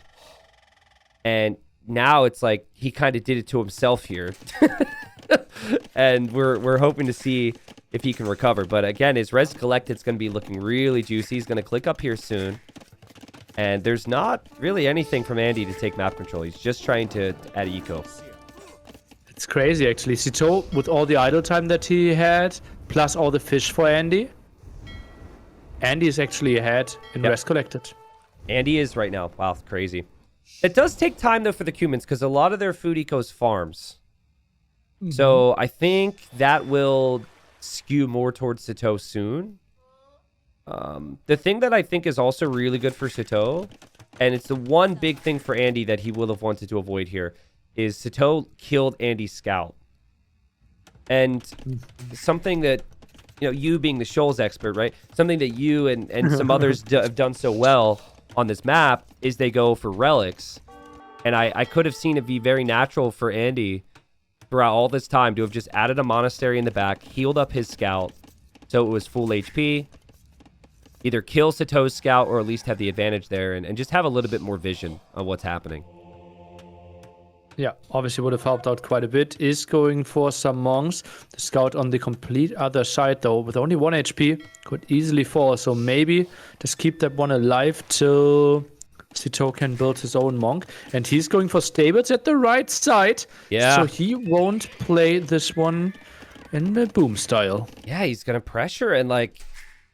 Yeah, it's great for Andy to build a TC in the gold area, but also it's like, I feel like this is so easily pressured. And the food count's going to be pretty high for Sitaux. He's going to make either step lancers or knights. And if Sitaux spots this TC with this spearman here, who is going to go down like a champ to a crocodile most likely, that is an amazing find for him. That tells him exactly what he needs to do. It's so funny how I would think, okay, dying to a crocodile is one of the most stupid things you can do as a human being. But Florida man obviously says he's going down like a champ. Well, he's doing it for his people. He's not just walking, he's not just like swimming in a pond that says crocodiles are here and dying. That would be stupid. But he's died for his people, right? This doesn't matter. It doesn't matter where I live, Nilly. It's the level of sacrifice. That's what matters. Okay. Anyway, scout now. New scout from Sitaux. He keeps moving. Could kill that monk there from Andy. Okay, my question to you, Nilly. In that situation, you see Spearman scout your TC. Do you not immediately outpost there to know if you're going to be siege pushed? I think that would make a lot of sense, yeah. Okay. Yeah. Because, I mean, he's going to see the light calf now. Andy, of course, focusing on his eco, which he's done so well with this series. But, loses the monk just like that. Maybe he's going to click the other monk forward in a second. But Mangonel's on the way here for Sitaux. Eco count is pretty much tied right now, Nilly. Really close as far as that's concerned. And resources collected, pretty even as well. Those villagers obviously have been working a bit longer for Sitaux. And now full Lightcalf Mangonel at the monastery himself. And Andy mainly goes for Spearmen, but can't really get them over there. It's only now running to the crucial area where we'll see a lot of danger happening. Yeah, Andy seems very distracted right now. It seems like he's not noticing this. Lost another monk. I think it's the middle, the water. He's trying to make sure he doesn't lose that. That can be really important with the melee later on. No pikeman upgrade yet for Andy. Mangonel's already here. And he's now got to add his own siege workshop. But this is a whole lot of control for Sitaux right now. And Sitaux, I know in the first game, maybe there he would have... everyone thought he was going to win through that control, and he didn't. But I'm really liking Sitau's position right now. He's going to fight off the spearmen before they're ever upgraded to pikes and win that fight pretty convincingly. And this is, 15 villagers from Andy and counting, because he's still making more, that will all die if this TC goes down. Yeah, and monks can't even fit in there, right? It's fully popped now. Another monk tries to make something happen. Andy now has enough stone for a defensive castle if he was to go for it. And Vilch is actually opening the path for the light calf. And look at that, the Mangonel pops, but that will be disastrous. Yeah, it will be. Now, he might get one shot, which is extremely lucky here because it's tough for the light calf to engage. And he doesn't get it. And, oh, man, this is so brutal. Keep in mind, folks, you don't have a lot of gold access here. And, oh, man, Andy's going to try and drop the castle there against two Mangonels. No way. No way. Yeah, this is just not going to happen here, Andy. You either need to cancel this, or you need to hope that you could somehow hop in and out of this TC at a very fast rate. Counter castle from Sitaux. That castle should go up. Andy now has stone, but he doesn't have the place to build the castle. He's extremely housed at the moment. He doesn't have the pop space to create more villagers even, and he is desperate right now. Some ground checks against the own light calf. Ooh. Ooh. Look at Andy. This is not something Sitau's expecting. Andy's got like a level of sneak to him that is a little unique to him. I don't know how to describe this. But that is a really nice castle if he can get that up. Sitaux doesn't see it. Sitaux, no gold income right now. Yeah. He sends villagers to the other side. Isn't really on it. Didn't really go for a second gold spot. And he might try to get to him. Is now selling all his resources to go up. But that's costly. Also, the thing about Sitau's castle is it doesn't even shoot the TC. So that feels really bad. You're not denying gold. You're not taking out the TC. And Andy's still going to have gold, arguably more gold income than Sitaux. Sitaux is going to be taking gold in the north. But Andy clicks up. And, again, Andy, it looked rough there. I think, he could have maybe noticed the siege pressure, could have maybe had pikemen in a little bit earlier. There's a couple of those small tweaks. But the core of his strategy was to get this position and hold this position, most likely through a Trebor. And he's going to be in a good position to do that. And the main thing is simply, as you mentioned earlier, losing that scout, right? Against humans. Another advantage for the humans. Yeah. And someone like Jordan, for example, I think if he plays against humans there, he keeps the scout at home till he can add scouts himself. He always wants to have the chance to get vision. Yeah, he did. It was so tricky for Andy. He did keep the scouts at home. But, like, they took the fight right in front of Andy's TC. This is wild to me. Sitaux does not know that there's even a single castle. Well, he sees the Karambits now. So Yeah, we'll get true. a good idea of that. And now we see Step Lancers not really knowing where to go. Maybe a good shot into those villagers. Those were weak from earlier. But backs off for now. Mangonel Dance. Yeah, Andy didn't come to the same conclusion as before that maybe this is too risky. But he will be fine. And I think he hasn't lost that much this game. He's got his first Treb on the way. Sitaux is not really set up his eco far away from all this pressure. So if he loses his castle, he could quickly lose his eco and his TCs next. And he's seeing pikemen. So what's the best move for the humans against pikemen? Well, it's kip check, but you need castles for that. And this seems like this will be extremely hard for Sitaux to stop. Even goes for traps. I'm not even sure if going for traps is the right option here. I think like this could be wasted conscription. resources. Yeah. Yeah. I can understand why you want to go for the Treb. I like the idea from the light cav to hit the main eco. Just try and keep Andy busy, but that's not going to amount to more. And yeah, that one Treb might be easy pickings here for Andy pretty soon. Andy only has one Treb of his own, though, which is interesting. He's going for chemistry, which makes sense for bomber cannons. But he has given Sitaux a little bit of time. Castle under a bit of pressure, but I still don't see what this trap will achieve in the long run. Some more walls by Andy is trying to block off everything. Interesting that we don't see anything from Andy at the top, right? He didn't even scout the top. Yeah. That's sick. Wow. He is going to outpost within his walls right now. And he actually will see the outpost already from Sitaux, so he'll probably start to think about that. Like Andy's scouting, he doesn't even know Sitau's base. Like he scouted only this gold and his own starting base. Yeah, it's been full defense mode from Andy, but it's worked out. And those Karambit warriors are gonna go snipe that trebuchet. Like you said, did the Treb really accomplish much there? I don't think so. Now, the big thing about this map is, when it comes to water, is cannon galleons. If you've got access to the middle and you've got cannon galleons out, that can range a lot. It can range your opponent's eco, it can range your opponent's castles.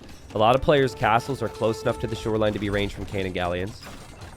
And so right now, I think that that's what Andy's thinking. Now, Andy also, maybe a little paranoid now, nearly, of the north, has made a castle very defensive. Because there might be a castle up there from Sitaux. I love this castle.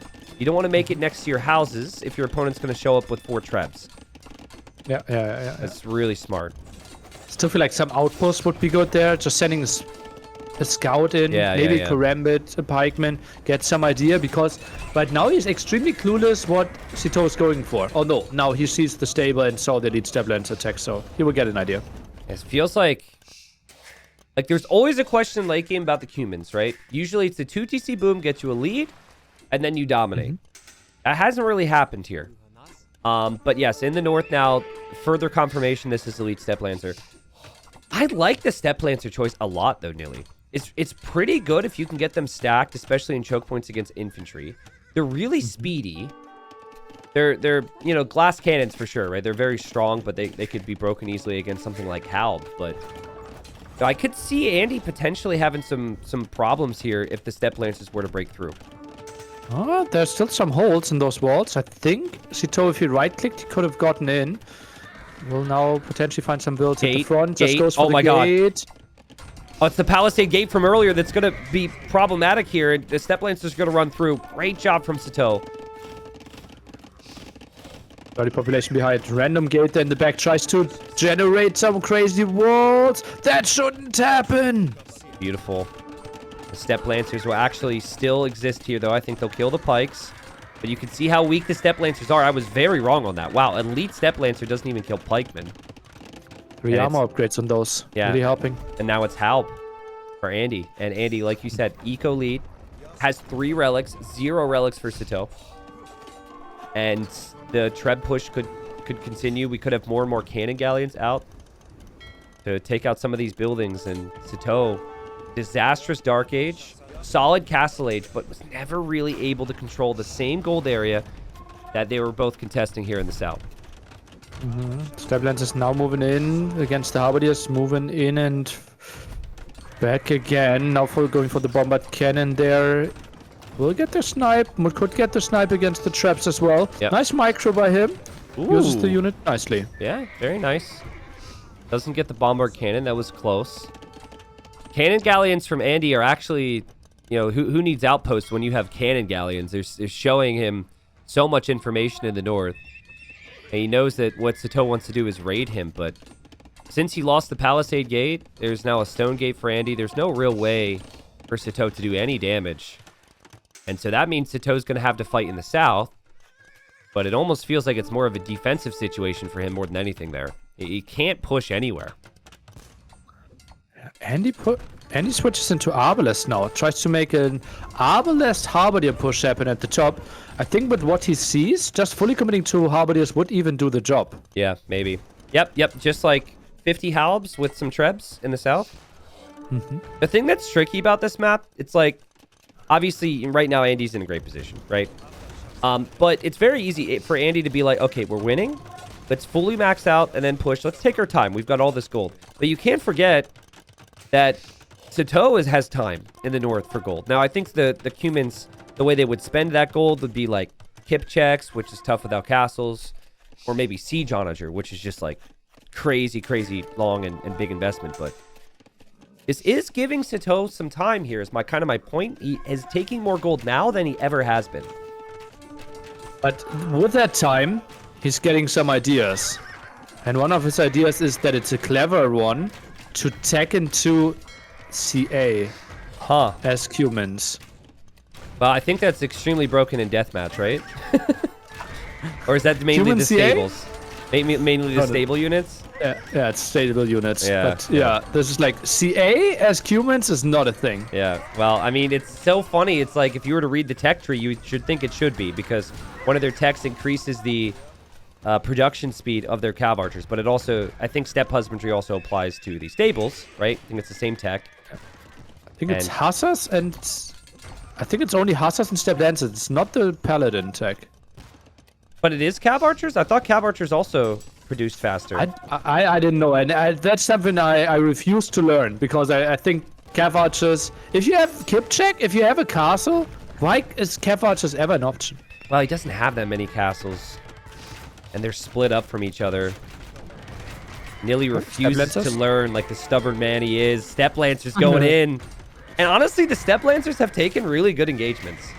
Yeah. I still think, though, that Andy's been trickling a little bit, right? It's been like 10 units here, 10 units there. He hasn't had the big mass yet.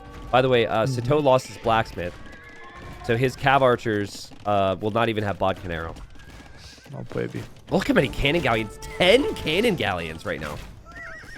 It's spread around really nicely. Yeah. Really nicely. Look at this castle from Sitaux in the north right now. He's trying to be as sneaky as possible. He also can't place castles anywhere near the shoreline because of the cannon galleons. But Andy saw that with his outpost, and Andy's already making trebs there. That castle is going to go down for Sitaux. Yeah.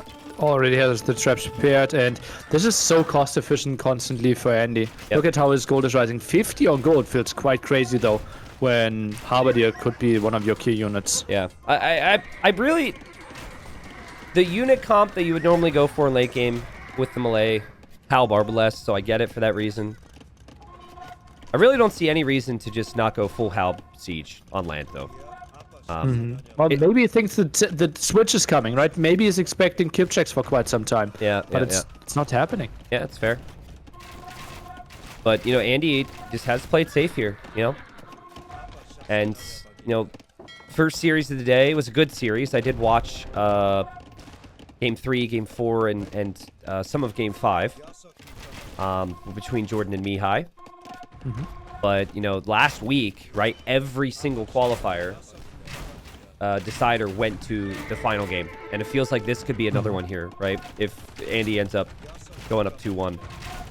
Yeah, it's so close. And, well, now we see Sitaux not even taking the fight Sitau's like, I Just don't know what to do. clueless. I can't fight this. I will not have control. And Sitaux, he put up a good fight here. It looked like he was dead for some time.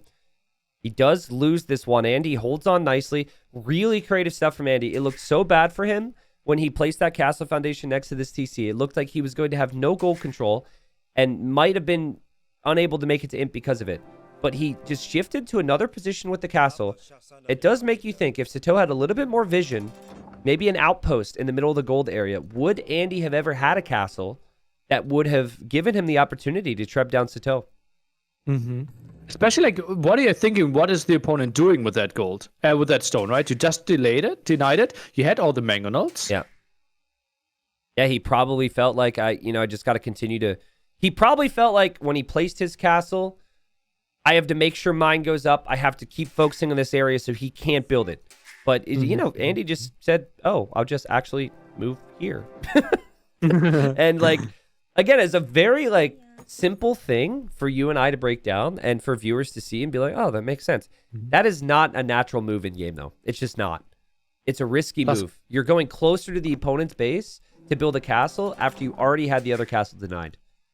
Yeah, and I also think how Sitaux needs to move to get there. He has to go like through this maze of wood and gold. Yeah. It's so easy to lose like 3 mangonels then to a single mangonel shot of Andy. Yeah, that's true. Andy goes up 2-1. Great job from him. Do also have to say, nerves possibly getting to Sitaux here. Big misclick at the start. I think the Cumans could have had a lot more potential if he wouldn't have shot his Rhino with his TC there. So that definitely is a game to forget for Sitaux as we look towards what is going to be his home map. Dravidians for Andy. And then we've got the Lithuanians here for Sitaux. The map is Hippopotamus. And, well, Nilly, it's a fun map. Be curious to see where the players will chop wood. Some players will chop the hippo eye. Poor hippo. Other people will chop outside the hippo. And I think that's the safer play. And that's what Sitau's doing now. And that's also what Andy's doing. Okay. Yeah, we moved the town center a bit away. Typically, it spawned where the green area is to reduce the amount of villager rushes. And, well, it felt like it changed quite a bit. I think we saw one douche in the qualifier. Yeah. And except that, we basically only saw aggression start in feudal age. That was one of happy with our change. The series between Matza and Jordan was one of the...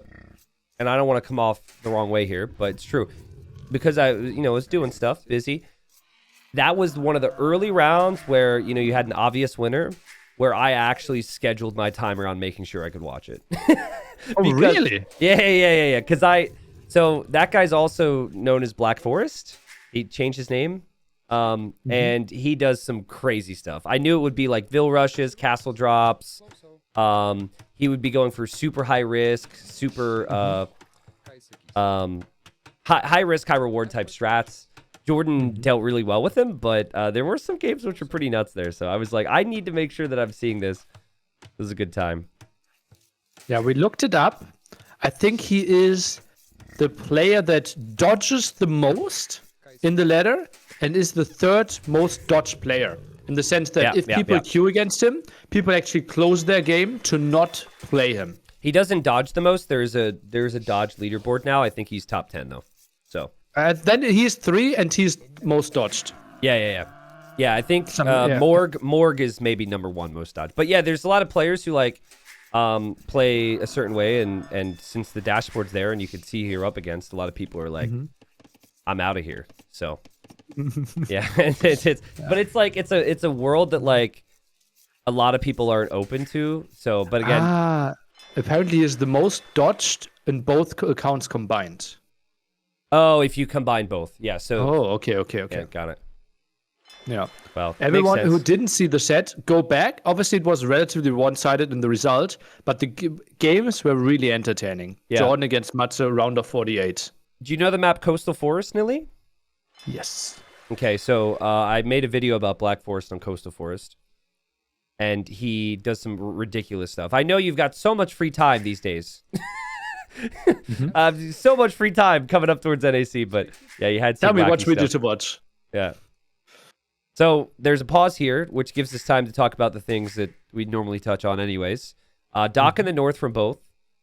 Andy's is a bit more in a choke point, which makes me think we might see a potential dock block with a second dock, which I don't know if that'd be good or not, but I believe with a second dock there that would block the choke point.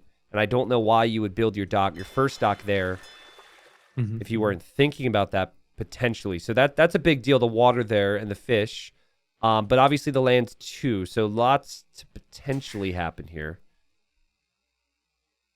Okay, then the question, how do you want to play against this, right? If you go for the dock block at the top, are you still committing to water? Are you building galleys? Are you building fires? Are you building demos?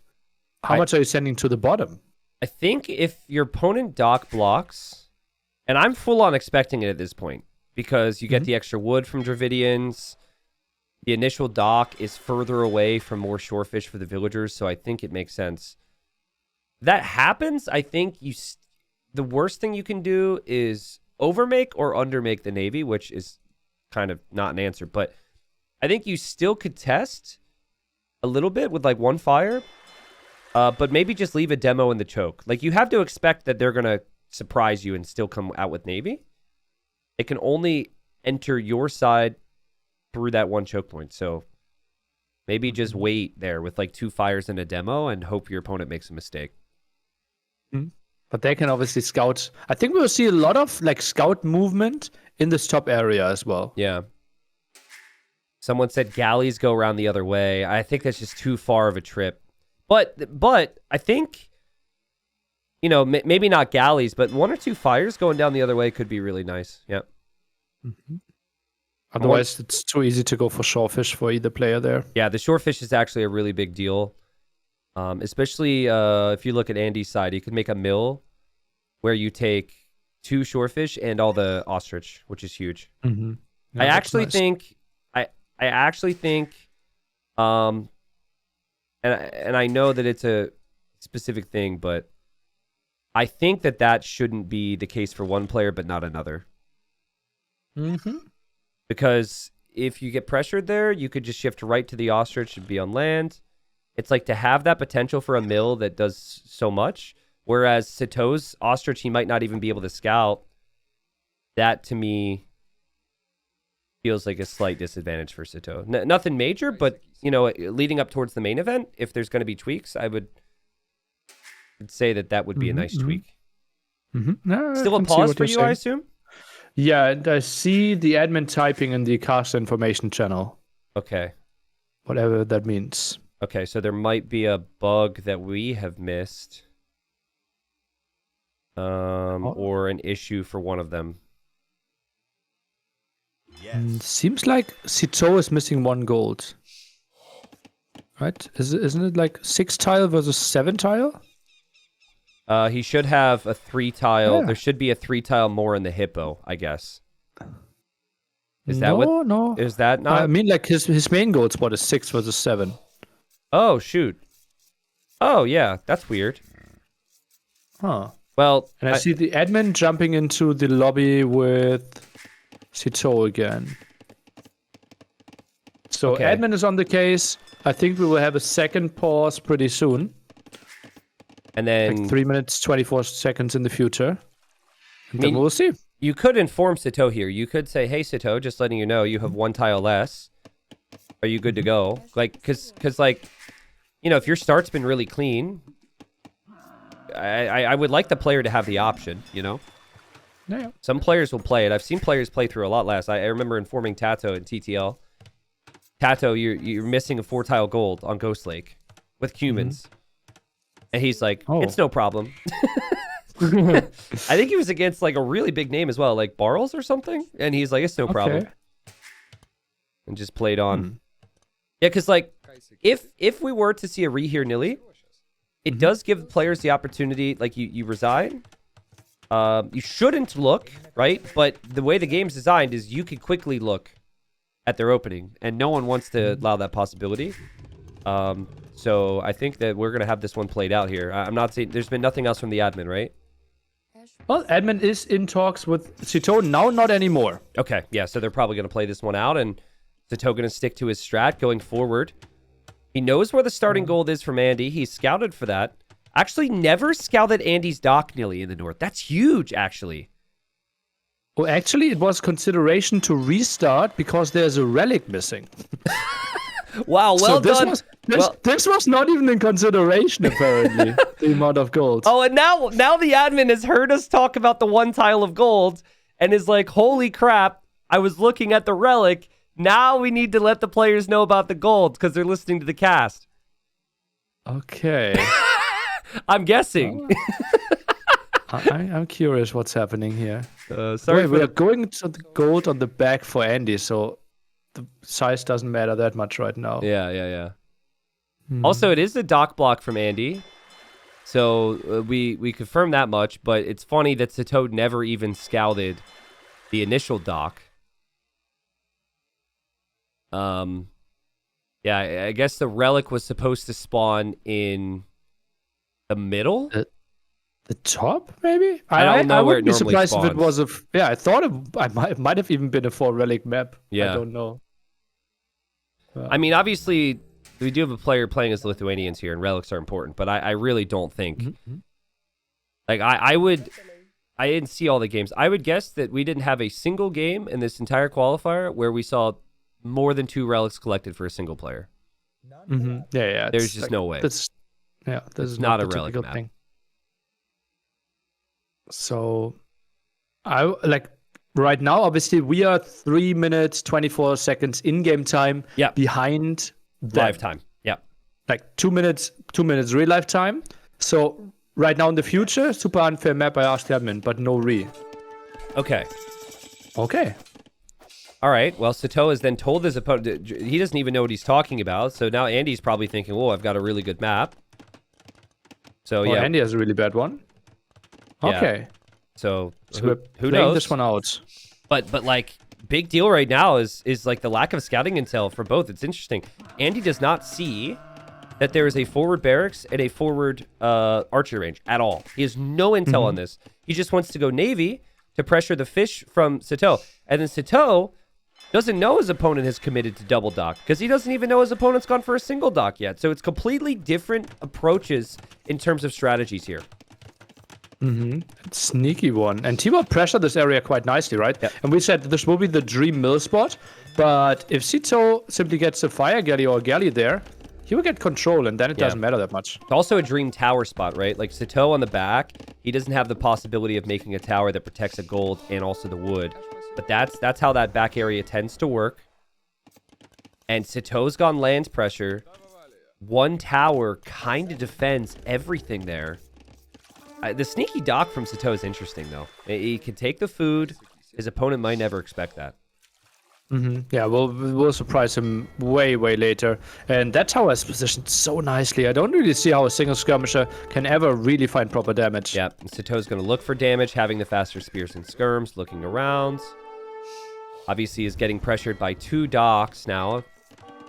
Sitaux's going to try and stabilize here. Nice repair. Andy needs to notice this. It's going to be a long trek home for Andy to repair his ships. And Andy now dropping a dock here, but Andy is not going to expect Fire Galley coming in here near this dock. But he does have 2 Fire Galleys on the way. Yep. Demos could be crazy, Tristan. Yeah. Uh-oh. A demo could be insane. Villager gonna go down, maybe. Sitaux finally finds the payoff. Sitaux hasn't lost any eco yet, which is really impressive. And that could actually be another villager dead here for FreakinAndy. Loses another, and the demo could be coming in. Oh, baby. Do you wait, Nilly, do you wait for another, or do you go now? I go now if I know I can distract at the same time. Oh, yeah. He goes in. At patrol. Yeah, and it goes right into the fire, and... I mean, FreakinAndy doesn't know where that came from. He's going to find out here in a second. There was also a demo or a ship loss. I missed what died exactly against Andy in the north, but Andy will likely not kill any of the fish from Sitaux. That's impressive from Sitaux. Yeah, nice repair there. Pulled back quite nicely. And that Spearman dock... counted only 1. Could have helped out quite a bit there against Villager and... Yeah. He lost a spearman to a tiger in the back there. Sitaux, woo.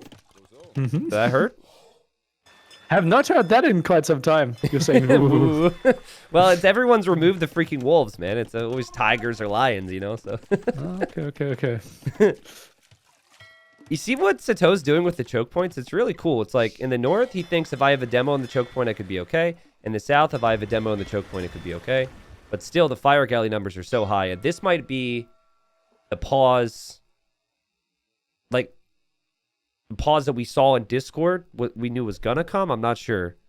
No. This is a new pause, and this is going to be a long one because I still see them talking. I still see them talking. Oh boy. Okay. And this is in the few. This will be at least 2 minutes real life time pause. And longer. I mean, it not ideal, right? So much of the game has been played already. So I don't know what's being discussed now. I'm sure they'll pass it along to us. At the moment, it seems like a relatively even game. I do think Andy's position is a bit stronger, just because of the amount of Navy he has and the potential that can give him. But Sitau's adding more docks in the back now, and he can make some more Navy there to potentially stabilize. But I think the big thing is like food income. Andy's gotten so much and is getting so much from his dock in the back with the shorefish there. So I imagine food collected for him will be better. From what I'm seeing right now, it is slightly, and that could continue to grow.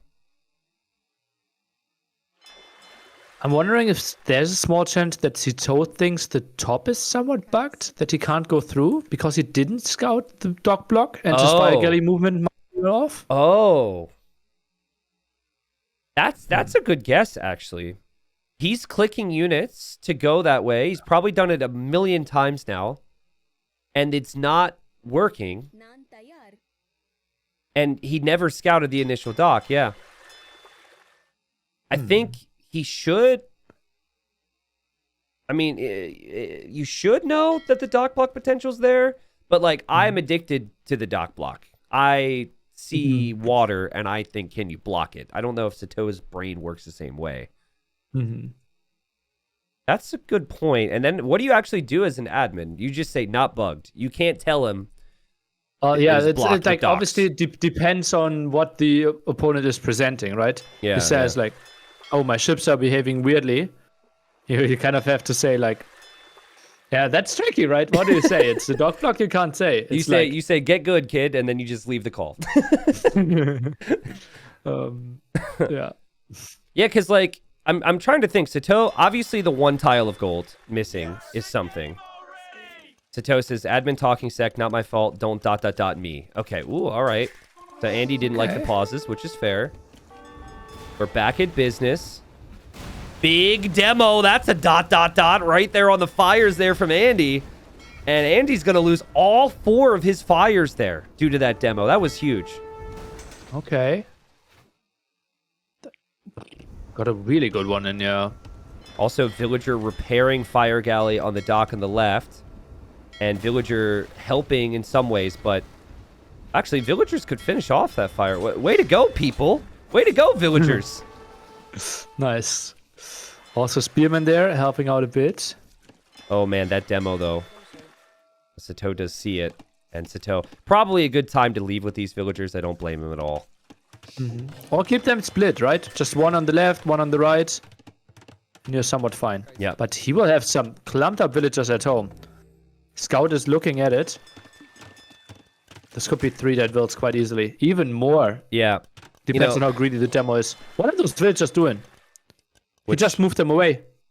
Oh, wait, which Villagers? I'm sorry. There's so many that could be exposed against this demo. The ones near the forward dock or the back dock? The one closest to the demo at the bottom. But now they move towards the berries, apparently. Yeah. Demo's still moving from Andy. They're both going to click up. Andy must be missing Demo at the building. left side. Tristan, bottom. Oh! Andy. Loses a Vill and a demo. That's reasonable compared to what could have happened. I love the scout activity from Andy. He's looking to see if he can find Villagers. But then Sitaux sees the demo with his fire. Also Navy in the north continuing to stream in there from Andy. And Andy taking full water control here, nearly. And I really like Andy's position. just the consistency on water seems really good from him right now. And Sitau's got a lot of villagers running around without jobs to do. Crazy how little land aggression we are seeing. Yeah, right? A very fair point. Look at that demo. It is going to be used. I think in theory there, he could have actually waited a bit more and used these fires. But it's been a wild series so far. Obviously, this game, hugely important. Andy could go up 3-1. Which would mean Sitaux would have to win 3 straight. Sitaux was here last decider, and Sitaux lost in the final game against Hart. And this would be the biggest win of either player's career, I think is fair to say. Maybe not Sitaux. He did make it to Red Bull. But less people are able to make it here. Sitaux has advanced a lot as a player since that Red Bull LAN he made it to. So Sitaux does not want to give his opponent a 3-1 lead. Ooh, villager in quite some danger to fire galleys and the tiger helping out at the top. Can Andy save the villager? Seems like yes he can, but will lose the fires. Yeah, that'll be a villager. That'll be a dead villager if it doesn't get quick walled. And I don't think players are getting alerts about wild animals attacking, or did they fix that? I think that's fixed. I'm not 100% sure, but he saw it, right? He moved the villager. Okay. Yeah, I'm not sure if that was fixed. It was an issue on custom maps. And so we're going to see villager go down here maybe. Nice save from Sitaux. Pulls the villager back. And we got knights for Sitaux. We do have a siege workshop in the middle now for Andy. And this has been very different from all the other hippopotamus games. I remember the dock block, the trash forward. Like, there's, what, 4 docks for Sitaux, but he only has 3 fires. There's 3 docks for Andy. He's only got 1 fire. Look at the stone of Andy. Like, he could go for a really aggressive castle into killing 7 houses. He actually canceled the siege workshop and is going for a market so he can buy resources here. With that eco setup, it makes sense. He's going to get the pikeman upgrade, which is cheap with the Dravidians. And oh man, look at this. Sitaux is like looking to kill villagers on the stone. He's going to see the stone and be like, wait a second. People took that stone. What's going on? Sitau's going to lose his starting TC to a castle drop here. So remember when we were saying that Sitaux is missing a tile of gold? Well, he's going to miss a whole lot more than that. Yeah, and Andy's going to miss it. So I have a message from the admin. Are we reading that after the game or are we reading it now? I'm okay with it now. Okay. First pause. Admin noticed 4 relics, proposed a restart. Players didn't want to because of potential hidden strategies. Okay. Okay. Second pause. Sitaux noticed some inconsistencies in back resources distribution. Okay, yep. But the admin didn't think a restart was worth rewarding. Okay. Third pause. 6 versus 7 gold. That was us. That was us speaking. We did that. And then the admin offered a restart, but Sitaux wanted to continue at that point. Got it. Well, I'm really glad the restart wasn't taken at that point. Too much of the game had been played, to be honest. Yeah. So I'm really glad that the game continues. But, I mean, Sitaux, maybe props to him, right? Because it never felt like he was hugely ahead. That TC for Sitaux is going to go down. I do not see an easy way for him to come back at this. He did kill a villager in the back with knights, but this position for Andy right now is looking really strong. We've got the War Galley upgrade from him, which means he can send in more and more ships. And Sitaux is going to be on 1 TC in the corner of the map, nearly. He's getting villager kills. He's getting water control. Like, I don't hate the position for Sitaux. They did actually use the scout, most likely, there. I missed it on the left. Killed a monk. 1 knight. Yeah. Still has the dock in the south, too, actually. Like, those pike are all dead. Like, 8 out here, and they won't achieve anything. Interesting. What a weird map to play, right? It's just so uncommon. Fires there for Sitaux. Will go down to the fires from Andy. And the pikemen are stuck in the corner, and that's the perfect spot for that scorpion from Sitaux. So, yeah, like you said, should be the end of the pikemen. No real siege push ever got started here from Andy, but he will be happy that he took out one of the TCs from Sitaux. Now another TC at the top part of the left eye of the hippo. And the knight finds more kills at the site. Wow, what a great job. That knight has killed 4 villagers. Probably about to be 5. There's no scout here anymore, so the second you hear a monk, you need to run. Pikeman also still alive in the north. Players have had to deal with that. Also, Sitaux's going to have to deal with losing all of his houses slowly over time to the siege there from Andy. But Andy is choosing to push forward with the siege now towards Sitaux's docks. Both players paying attention there. Beautiful stuff. And we'll see how the siege micro goes. Looks like a 1-for-1. Yeah. Lots of work for the 1-for-1 trade. Yeah.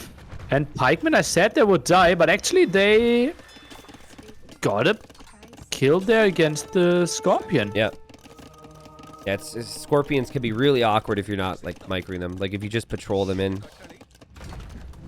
House is still going down for Sitaux ever so slowly. I mean, it's just, like, another small thing he's got to deal with. It's like, how do you counterattack your opponent right now if you're Sitaux? I think, actually, demos and water from the south is your best bet. Actually, could TC the south here, Nilly. That's a pretty big deal. Because there's villagers on the shorefish still. I could see them naturally making a run towards the tiger. And then eventually a TC in that area. Forward town center, forward monastery from Sitaux. Wants to pressure that area. This is crazy, Nilly. This is so chaotic. This is so different than any of the other games I've seen. Do you remember games that went imp here recently on this map? No, I don't think so. Feels like this one Typically- could. Yeah. Like, it's still Sitaux trying to make it messy, trying to be aggressive. Neither player really taking any... I think What? what would make this game the dream game for me is, and actually I think it might happen, but a forward castle from Sitaux on Andy's main gold.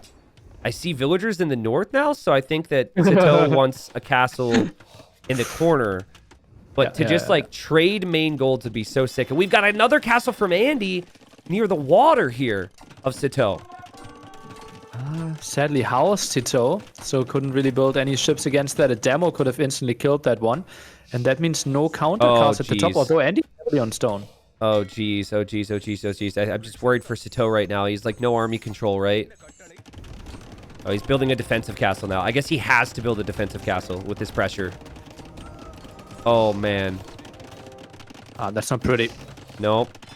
Not pretty at Sitaux- all. This would 0 also... on gold, 7 on food. Yep. Can't take his main gold. The gold behind this is almost gone. Needs this castle to go up. Andy's got 30 plus on food right now. Don't ask me how. Still is going to be a push from Sitaux starting. Castle will go up for him here. But it's been all Andy the last couple minutes. There's the siege workshop from Andy in the corner. Sorry, from Sitaux, rather. But it's just so tough to, like, pass through the water there when there's demos and you're getting pressured at home so much. What are the next steps here for Sitaux? Technically, it could go for the top or bottom to generate some more resources for him. The push at the top can continue. That's a lot of villagers there. Tries to get the castle up. Mangonel will be there. Oh, this could be tricky. Oh, this is going to be really tricky, actually. This could be denied. This could be the game, maybe, if this castle gets denied. Lots of villagers. It feels like Andy's just going to send everything he can, but he's got to pull away villagers. And oh, this is smart, actually. Sending in villagers to attack the Mangonel. Really smart move. Sitaux's villagers are close to repair. Oh, what a chaotic game. Nearly, it's like Roomy at it. it's like the type of game that it feels like if you're the winner of, you could take the series. And oh man, the castle will go up. Sitaux actually ran out of gold to repair there or something. He was distracted maybe from the Roomy in the back of his eco in the corner. This horrible looking eco in the corner. 3 castles for Andy right now. Crazy. Goes for some conversion and...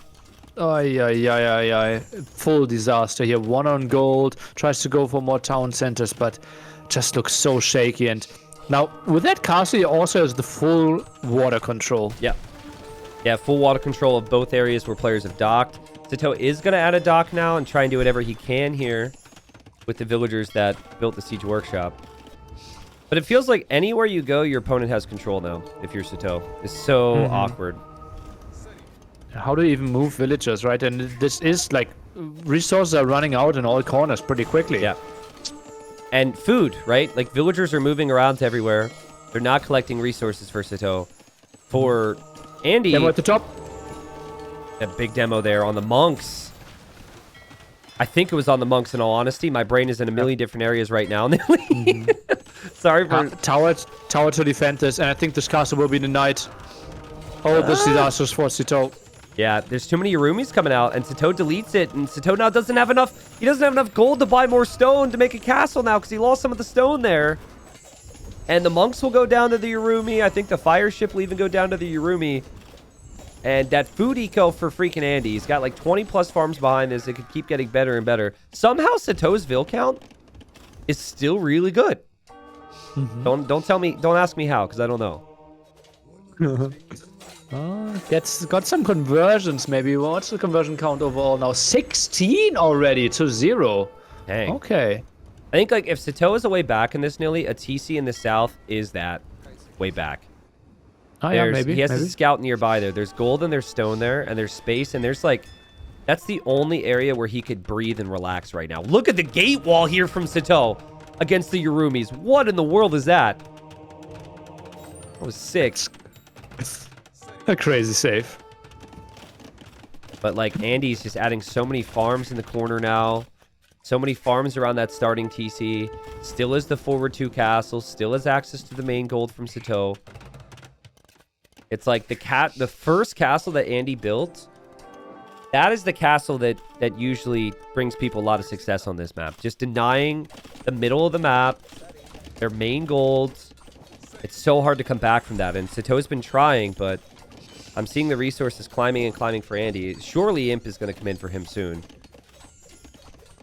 Oh, and that's going to be another aggressive castle. Can this be stopped? Maybe adding some lights is there. Food economy, not really. Losing the water, and now he lost the dock there as well. Oh, that's painful. Yeah, they're looking on the other side right now. Counter tower is needed. You have the tower. Yep. Yep, there's the tower, and then you fight. You build the tower with like 10 vills. You pull 2 or 3 vills to fight off the other villagers. That's the play. And let your fire galleys do some work as well. He's helping out. I think this castle will be denied. Yeah, Andy might need to back up here. At least, like, the positive for Andy here is at least he recognized and is going to save most of the vills. No, true.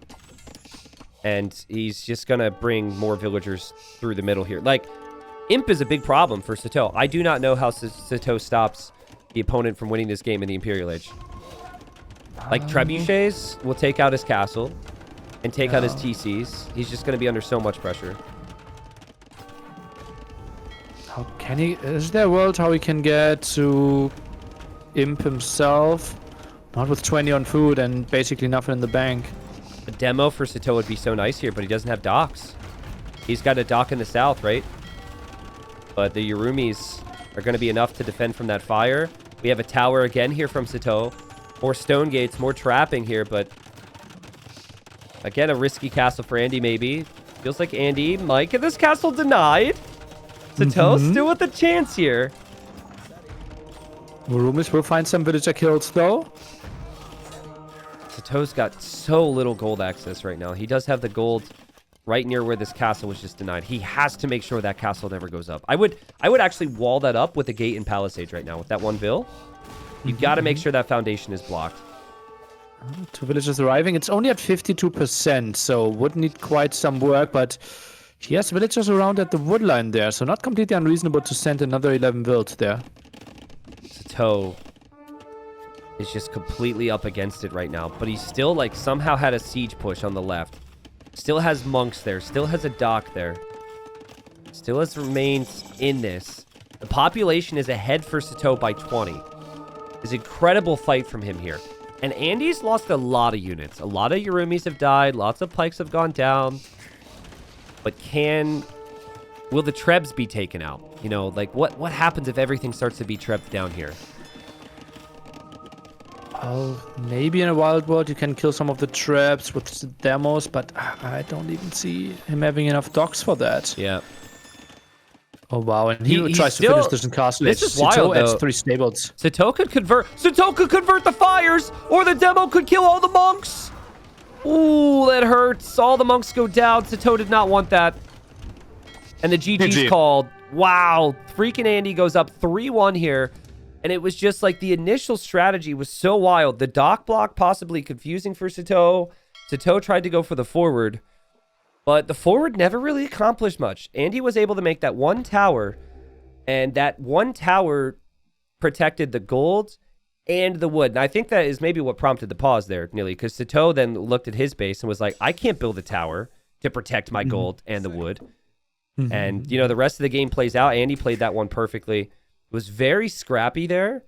And as we said, very rare that this map goes to the Imperial Age. But the Imperial Age pretty much decided it, or would have decided it soon. Sitaux, last qualifier, it went down to the final game. He's now down 3-1. He has to win 3 straight to get to Berlin.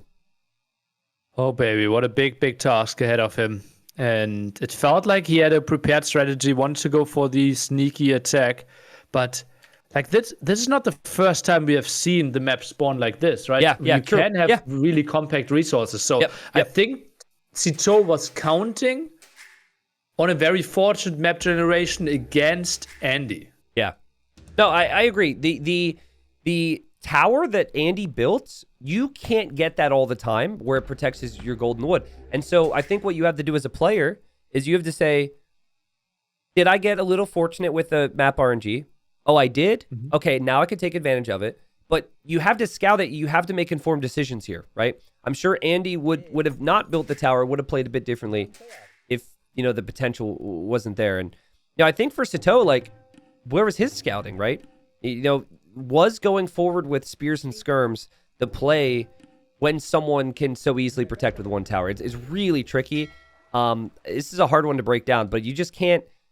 You're not going to have a good chance of winning this map if someone gets an uncontested castle on your face like Andy did in early Castle Age. And that was such a big play here. Yeah, no, crazy how he got into so much stone, right? He had 14 villages on stone and fuel age there to get that one down. Massive. He mined 3,100 stone that game. Oh, he built quite some castles Yeah. and defensive towers. Yeah. Yeah, it's just wild because, like, your starting TC doesn't have double stone spots behind it. The corner doesn't have double stone spots. So he was just able to find, like, every little stone spot around and did a good job with it. Well played to Andy. I got to say, Nilly, I was not expecting Andy to be up 3-1 here after 4 games today. I thought it would maybe be the other way around. Sitaux was my favorite. So this is quite a run from FreakinAndy. Well, here we are, Goths Magyars. So you asked me, would it be likely to see Men-at-Arms from the Magyars, basically, right? Yeah, like it's just one of the weird, very rare scenarios where both going for men-at-arms could be an option. Yeah, possibly. So you got fish in the north and the south. Players usually are taking advantage of that. I could see an argument for going to the middle here with the Goths. Free loom, or instant loom, sorry. So you could maybe justify going to the middle earlier because of having loom. Also, you've got the shorefish, but also the hunt. You carry a little bit more, and there's some of that towards the middle. Maybe get some stone in the middle where there's not a lot at home for a castle later on. But I think fish in the back is like too safe, and players are not going to want to take many risks. So probably a dock in the back into whatever else. It's like both players can wall off that area quite easily as well. 2 wood lines kind of blocking it. So yeah, very unlikely that we will see a big rage there. Obviously, Goth can't really wall it off too nicely there with stone walls, but when do we ever see that matter? Was this map originally an NAC map, or was it found? This was a winner of NAC 4 map making contest. Ah, okay, got it. So it was originally an NAC map. I was just curious on the decision to put dolphins in the corners. What would you have preferred? No. I just, my fiance is a marine biologist. So, the whole eating of dolphins thing, that actually doesn't bother her at all. But, I thought you liked her, Nilly. I thought you liked her. Yeah, and that's why we talked about it, and she said she doesn't mind. Okay, good to know. Yeah, the The 350 food, though, is the most notable thing there beyond the dolphin squeaks. The like salmon or like perch is 225 food. So this is a lot of food right there. And no shorefish. So villagers don't have the shorefish next to the shore like standard map. But what do you think's like? How do you think this plays out if this goes late for the Magyars? Because I played this matchup once, and obviously you have a lot of faith in the Knights and Castle Age, but like if this goes to Imp, it feels kind of awkward for the Magyars in my opinion. Don't they have champions as well? I think champion and heavy CA is not performing too poorly. Yeah. Yeah, obviously I think if you have walls, right, so you don't have like the spam from the have Goths. supplies, but don't have Gambesons. Well, I don't think Gambesons really matters that much here, right? Agreed. So that's not a bad thing to lack. So if you get supplies and it's a bit cheaper, I could see that being an option to go champions. But how many times have we seen the Goths have a horrible KD and yet win the game, right? They might have the worst champions, but they've got the cheaper champions. So I think if this becomes an infantry game in late game, I'm always leaning towards the Goths. Yeah, agreed. Obviously, mobility should be on the side of the Magyar player. And we see, indeed, the very likely man-at-arm play from Sitaux. Sends 3 on gold, maybe even the 4th one. So will be man-at-arms with an archer follow-up. While Andy, he's getting a lot of walls in. Not on gold at all, so this will be a scout defense. Yeah. I saw a little bit of chatter between Sitaux and Andy at the conclusion of that game. It was in the game, so like the game had ended, right? And Andy's like, well, what happened? And Sitaux was like, well, your resources were in one spot, mine weren't. Anyways, we move on. They tried it a little bit. I bring that up because Sitau's got to put that out of his mind right now, right? He's got to put that out of his mind. Best way to do that, get some momentum here. And real potential, I mean, he's going to have 4 man-at-arms. He could kill a lot of villagers here early, take us immediately into that next game.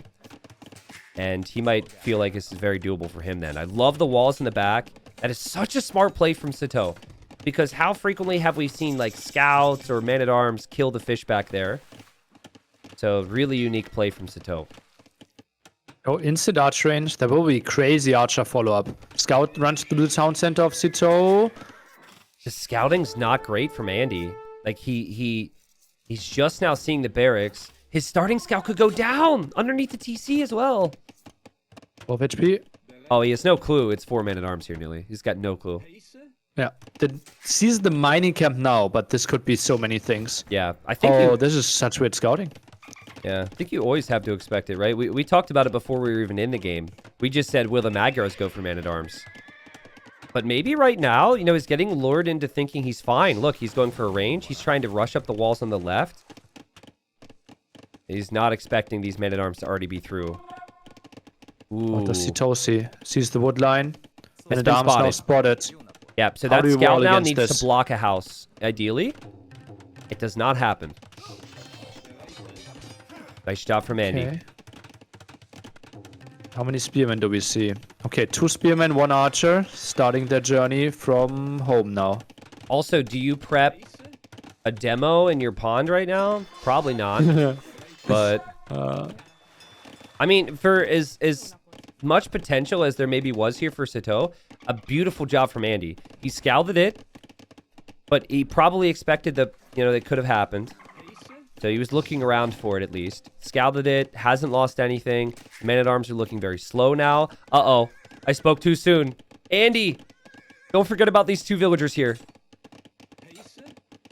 Can get away with them. Maybe commit against those. That scout count is really solid. Yeah, but fight, not really the best.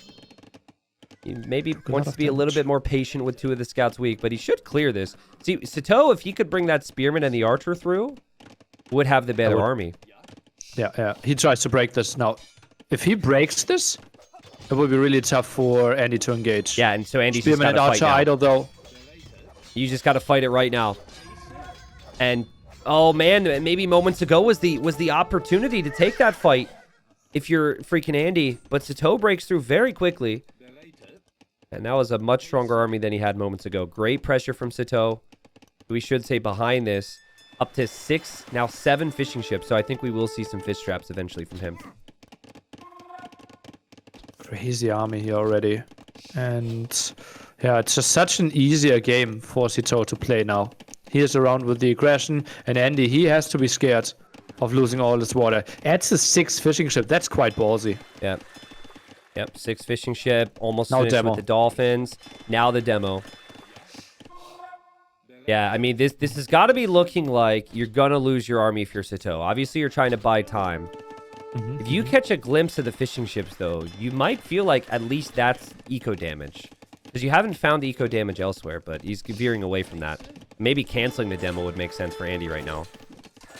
Yeah, but tough. Now he is taking the engagement, so unlikely that he will macro for that. The demo finishes, and Sitaux has to think this was a reasonable trade for him. Got the most out of his army. Yeah, you know, if Sitaux is completely walled, I'd love this. He's not completely walled. Not completely, no. So, like, 5 scouts, but still get over there, do some damage. You still got range units here from Andy as well. We're still talking about an infantry civilization. If you go archers, which Sitaux is great with, you're doing that as the Goths. It doesn't feel that strong. If you go stable units again, especially going into the Magyars with it, doesn't feel that strong. I just feel like this could be really good for Andy here. Sitaux went out here? That felt so weird. Like, he knows how much army Andy had. Why does he think, like, patrolling out there would ever be an option? I mean, the factors are probably, I'm a really aggressive player. I always feel like I'm in my zone if I'm controlling armies, you know, like, those are probably the reasons. Now, obviously, based on what we've seen, I agree with you. Moving out doesn't necessarily suit the situation. Andy will be later to Castle Age, which is a positive for Sitaux fans. Big negative for Sitaux is how much army Andy has at Sitaux's base right now. Stable now being rushed. Kind of interesting that he builds it with 3 villages. Takes 50 seconds if he built it with 1, so would be fine before. Maybe he wants to squeeze in bloodlines.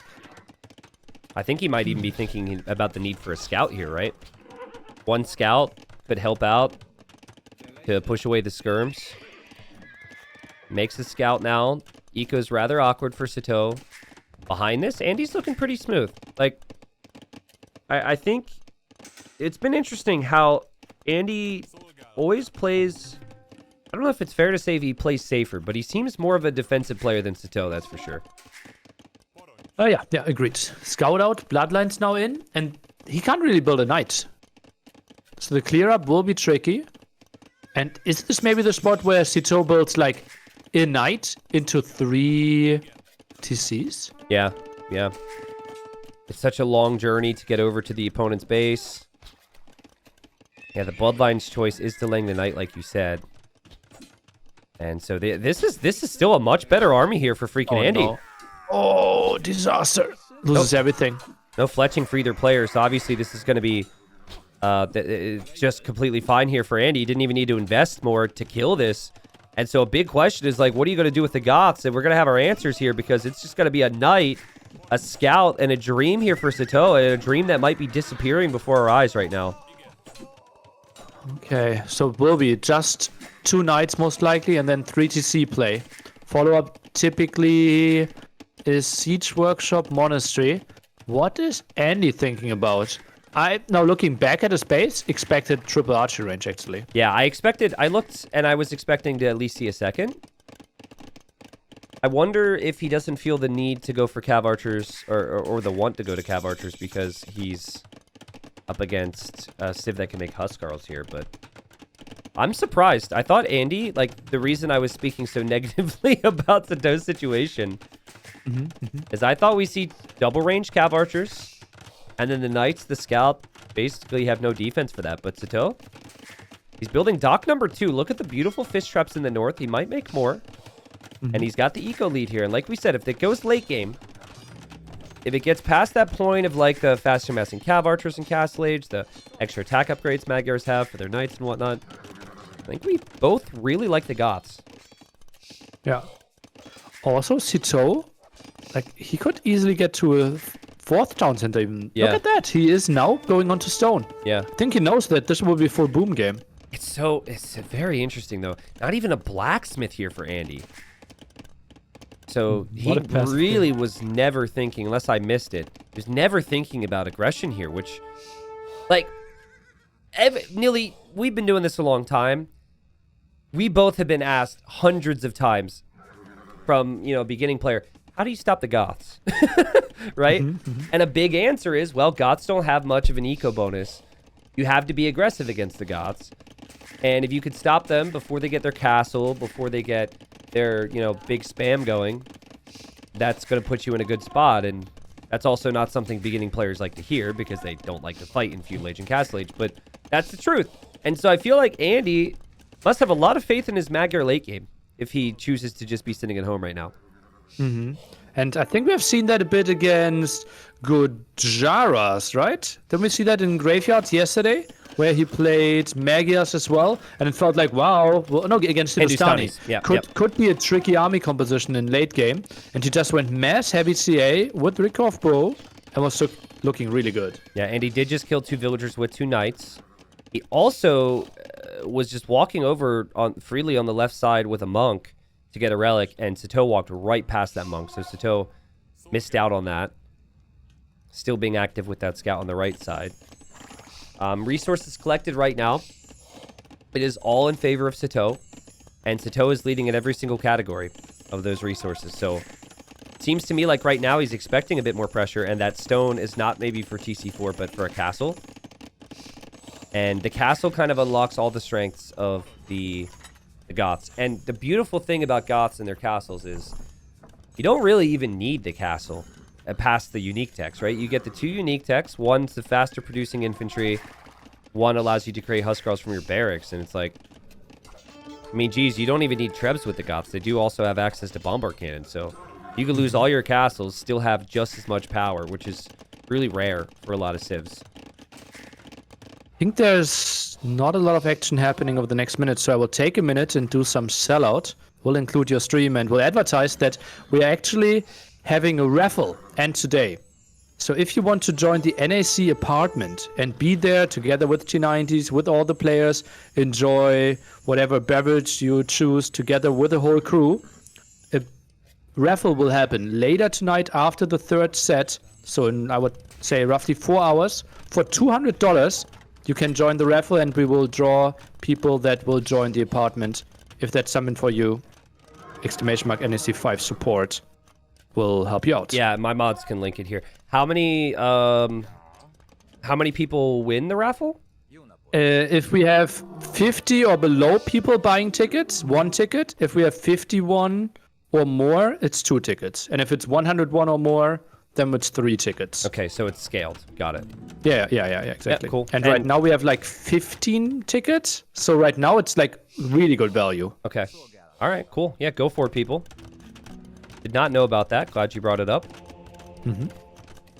Resources looking good for Imp for Andy. He did drop range number 2. Made just 1 Cav Archer.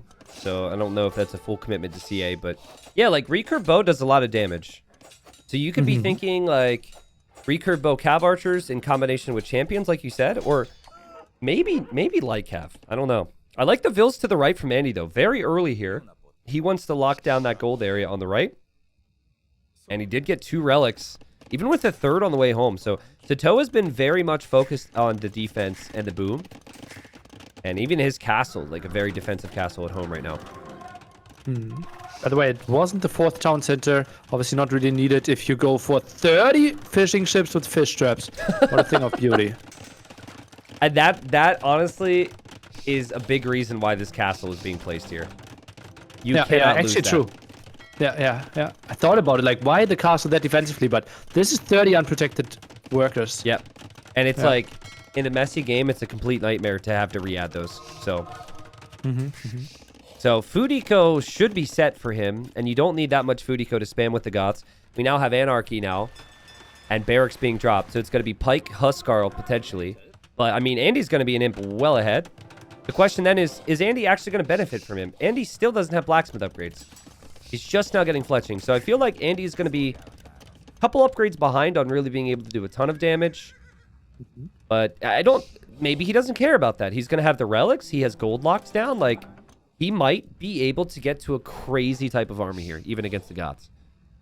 Well, let's see. The swarm could be starting pretty soon. First Huskarls in the queue. Would love to see some more barracks already built. And that army in the center feels quite unprotected. Yeah, monks could get some conversions, but conversions back could happen for Sitaux. And Goth, they're burning through buildings quite quickly here. Yeah. If Andy's not rewalling. Yeah, and it's like, I also do not hate the extended castle age with the Goths. Just take some map control with a lot of infantry, make it awkward. And this could be awkward, especially if Sitaux uses his monks effectively against those 5 knights. But that is the opposite of what's happening right now. Whoa. Great split by Andy. It goes for the monks with the scout. The knights are dealing with the Huskarls. CA trying to do their best against the pikemen, but numbers obviously really solid for our Frenchmen right now. Yeah, and he could still spam, and he could still click up the imp behind this, and this is why we brought it back to, hey, maybe you need to pressure this guy a little bit, because you've let the Goths do their thing. Fist traps are not easy to place. That's part of this too, and it has been a very easy, very breezy game up to this point for Sitaux ever since that feudal age attack. And think of the value here. He's killed a lot of knights. There's 1 knight with 3 more in queue for Andy, so clearly he wants those. There's 3 cav archers on the field for Andy. So Sitau's in a great spot. He's going to come to the middle. He's going to drop a castle. And I am really worried for FreakinAndy right now against the spam. Maybe you should have stopped by more at your chat and asked how to beat the Goth, because he apparently doesn't have the answers. Look at that. Sitaux, he's in the dream scenario. 145 villagers, full setup, and can now spam like a madman. Yeah, exactly. And you do not even need a good trade. These have all been good trades, but because the Goth eco is... because the Goth units are so cheap, you could just toss units away and... Oh, man. Now, a big thing here, Nilly, that just happened is Sitaux saw the castle on the right. So I think right now he's doing the right thing to pressure. He's doing the right thing to go to the left side. The correct thing to go to the left side. To potentially secure some gold for himself. But I think, like, right now, the flood is amazing through the middle. When you're an imp, maybe with a couple more upgrades, you pressure that right gold area. You can, but you can also just push through the middle, right? Yep. It's not the worst thing. Also, something we didn't mention, technically there are neutral markets in the corners. So you can trade if this goes super late game, but right now the main thing is just somehow trying to stabilize here for Andy. I'll add $500 to the NAC fund if we see a trade in this game. Oh, any trade? That's it's there's risky. a chance. It's risky with how many people are misclicking trade cards these days. Maybe a trade cock. Yeah. We'll make it interesting. I'll stick to my words here. It's great kills from Sitaux, right? It's just been the easiest game of his life here with the Goths. Huskarls producing out of a barracks now, going right into the main eco from Andy, and I just, again, like, going back to it, man. I'm not sure what Andy was expecting here against the Goths, but this is impossible to stop, surely. Yeah, and we looked at champs and how good they were and what upgrades they had, right? Because we felt, okay, Knights and CA can't really be the option. We have to go for champion as the counter to the Huskarls and pikemen, but he's getting completely swarmed. Right-hand side broken in as well, and now a 50 population plus advantage. The cars at the top might be stopped as well. Yeah, and that's a castle. I mean, does it feel like a castle that you necessarily want to build in the first place if you're Andy? That's a desperation castle. Maybe hoping that Sitaux would run out of gold or something because he would have control of the right side. But, you know, not only is the army producing instantly here and is it really, really strong, but you also can go up to 210 population with the Goths, and no other civilization can do that, really, technically. So... yeah, it just feels like Sitaux just needs to keep the pressure on through the middle. Maybe eventually build up some trebs or some cannons to pressure that right side. But, I mean, even the Huskarls, they don't care about castle fire. They just go right underneath those castles. Well, might be actually going for that. Let's take a look. There's not a lot of traps out. There's one single one in the center.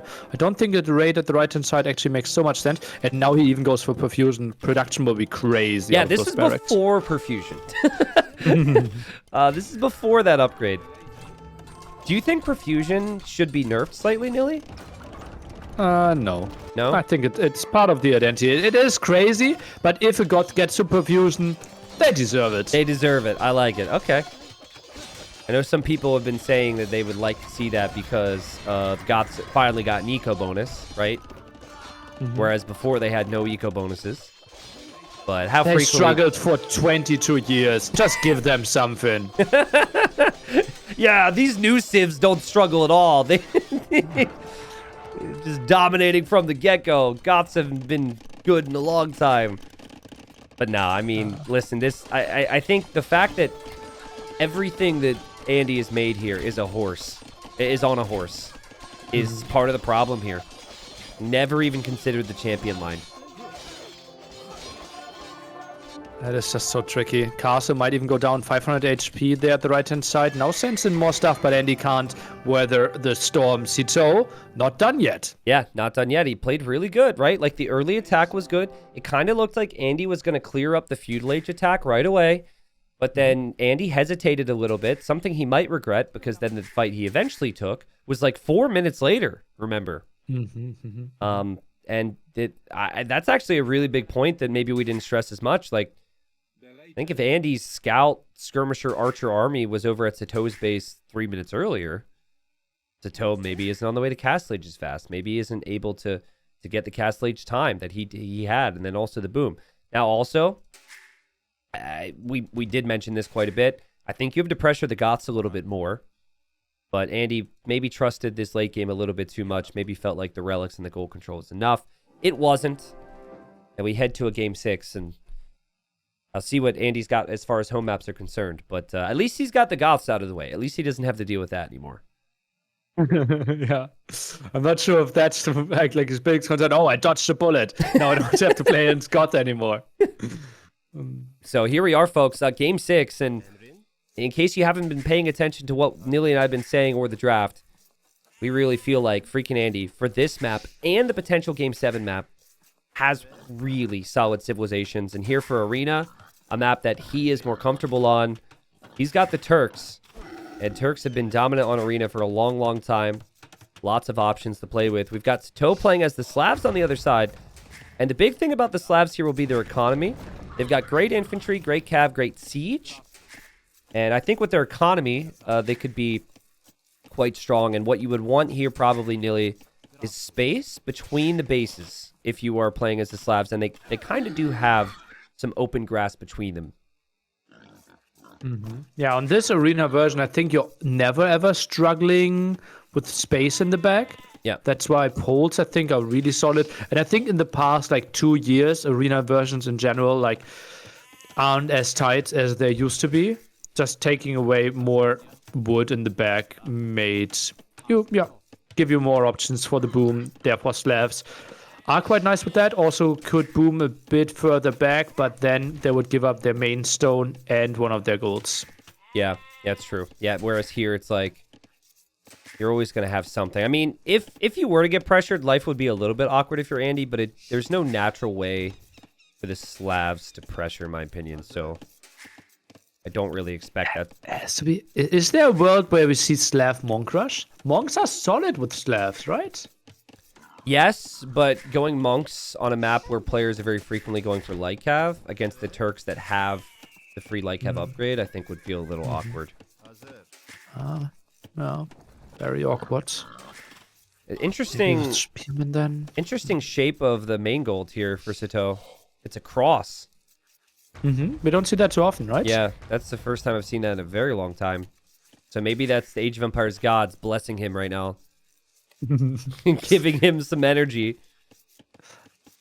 So I'm expecting a scout build from Sitaux. I think his civ's good at that. And if they both are going into stable line and boom, the Slavs are arguably better there economically. The Turks have the gunpowder later on, but and the cav archers too, but that does take some time to switch into. I think if I'm Sitaux, I would go big boom and try and always win the scout advantage. And even could maybe mix in spearmen to help with that, because you can go for pikemen and Turks cannot. And if you take map control at all at any point, you go for a siege push. try and pressure. Because you want, like, Andy's castles to be very far back. You want Andy to lose map control. Because Andy's going to have the potential to push your pressure back, but the more you can hold the map, more time you've got. How much is Andy going to respect that, though? Because it can never be full pressure, so it's always fake pressure, like one Siege Workshop, one Mangonel. But yeah, I can see it, why the castle has to be back. Yeah. I think you might need to get creative here in late game, too. I think Halb, Hussar, Onager, Treb is kind of what the late game comp is, but cut through the trees and the sides. Try and raid. Like, if Andy's back. Like, I'm not even kidding here. Like, I really think, like, because the Turk Death Ball in the middle could be so awkward, maybe try and do some pressure on the sides. It's just such a tough map to do that on. What are we thinking about Siege Ram Halberdier push from Slavs? Would actually be really good against Cav Archer Hussar. Because, like, yeah, especially if it catches you off guard. I think if Andy's expecting it, there's things you can do. Like, even, I think it's a little underrated to maybe even add a couple Mangonels in those instances to help with some of the Rams. Probably won't see it from the top talents, but yeah. But it's going to be a stable build, like we said.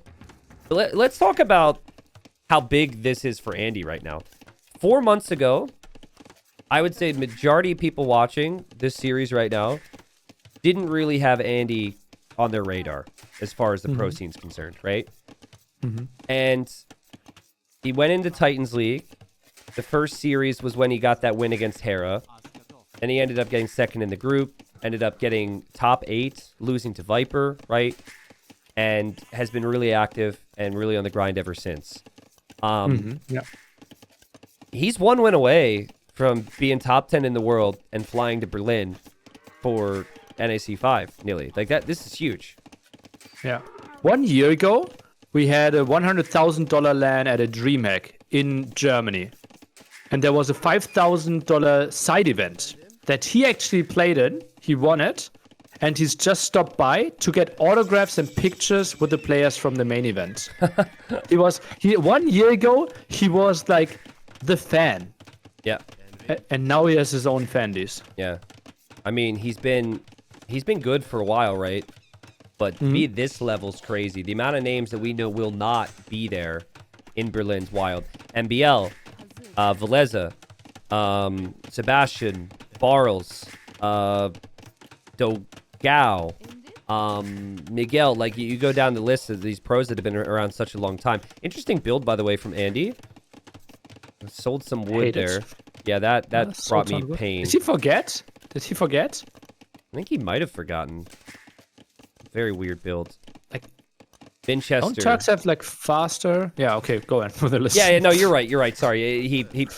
We were expecting that Andy would have actually had a proper build order while we were complimenting him.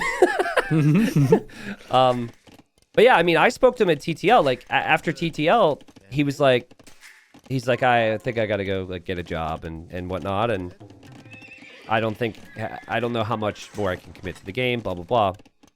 And I was like, if you can, give 2024 a go, right? I knew NAC was coming. I know there's some other things coming. I was like, just give 2024 a go, and this would be huge for him, man. I mean, it'd also be extremely heartbreaking if he can't somehow close it out. He's so close. And then, of course, there's Sitaux, who I think falls in a little bit more of the personal expectation list. He will know how good he is. It's been a long time coming for him. This would be a heartbreaker for him not to make it happen. Yeah. Wasn't he like Woobly #1 in like 2018? Like, he has been Sitaux? contesting for quite some time. Yeah. I don't recall Sitaux around the Woobly days being all that good. I'm pretty sure. Like, I know that, like, people, I was in a German land where Eddie was, I would think, like, 2018 or 16, and, Eddie, like, the German. Yeah, Eddie, the arena guy. Eddie, the Frenchman? Was that a German land? Yeah, correct, yeah. Okay, all right, continue. I can tell you other stories about that, but let's continue with the main story that I want to go for now. And French people were actually hyping Sitaux so hard. They already said, okay, Eddie is not number one in France anymore. Yeah. And they said Sitaux is so big, he will be number one day. Okay. And I think he was like number 20 or something in the world. So I didn't take it too seriously. But like people believed in Sitaux for quite some time now. Yeah. Yeah, I mean, and I get it. And like, I kind of doubted Sitaux maybe early last year. Because I felt like he was a little bit more than like, well, he had the same weakness a lot of other really good talents do, where they're really good on ranked Arabia and not good in tournaments, right? He didn't have depth to his game, but he's got depth to his game. And so does Andy. Like, he really's got good overall understanding of the game now. But again, he needs to win here, and he needs to win the next game. Otherwise, he's not going to be at NAC. Res collected will be an interesting stat here, Nilly. You've got the Turks gold mining being a little bit faster, which should show, but also the food count for the slabs. And you can see the food count for the slabs is there. So, pretty much as you would expect. But right now, Sitaux, no like-have upgrade. Happy to just run around with the scouts and fight back as he now gets his like-have upgrade in as well. Andy goes for the 30C, something that Sitaux can't afford yet. And since nothing is really happening, next story from the same LAN. I'm watching Eddie play, right? Eddie, absolute legend. He and John Slow basically were the ones, in the old name Terror, were the ones popularizing monk rushes on Arena and this being like becoming the meta. Yep. And I watched Eddie play. And he obviously, like most humans, has two arms, right hand on the mouse, left hand on the keyboard. But he doesn't really use his left hand. He uses the numpad for hotkeys. So every time he wants to jump to the monastery, he actually presses 5 in the numpad and leaves his mouse hand. Well, that is just... It was so painful to watch. I was going to say, that explains why Eddie isn't top player anymore. Like, I don't know. Eddie, I love you, bro. I have met Eddie in person as well, but that explains a lot. He was 2.5k, was that? Yeah, he was insane. Well, you know, monks, right? Yeah. Monks were really good. There's a little bit more lag, and he was really at great game understanding. So I didn't know that, dude. Oh. Wow, great pick off. Then I played Andy. a tournament and actually lost the semifinals at the LAN against him. Against like him. That was even worse. Yeah, because you saw it. Yeah, you saw what was beating you.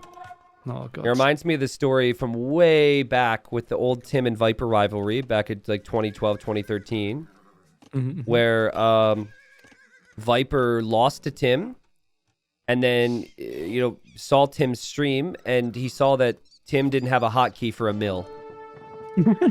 I remember it was specifically a mill, and Viper was like, "Oh god, I can't believe I lost to that guy." Yeah, it's so true. 2 relics for Sitaux behind this, by the way. A couple monks have died, 1 for either side.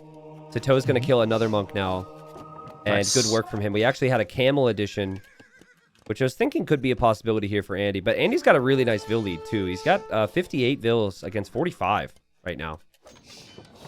Yeah, really solid. Added those town centers earlier, just more investment for Sitaux. Wanted to have more of those relics, and well, he gets rewarded with it. But 3 relics, very likely that Andy could get the 4th or 5th one. Yeah, but remember what I was talking about earlier, right? You get a bit of map control. I like to see some pressure here. The map control is looking like it could swing a little bit. You can take the camo with that many like-half. You've got some spears on the field. I like to see more like-half production. A player who will see at the main event of NAC, Tato, loves to make additional like-half and go for a bit more of an injection in army in these situations.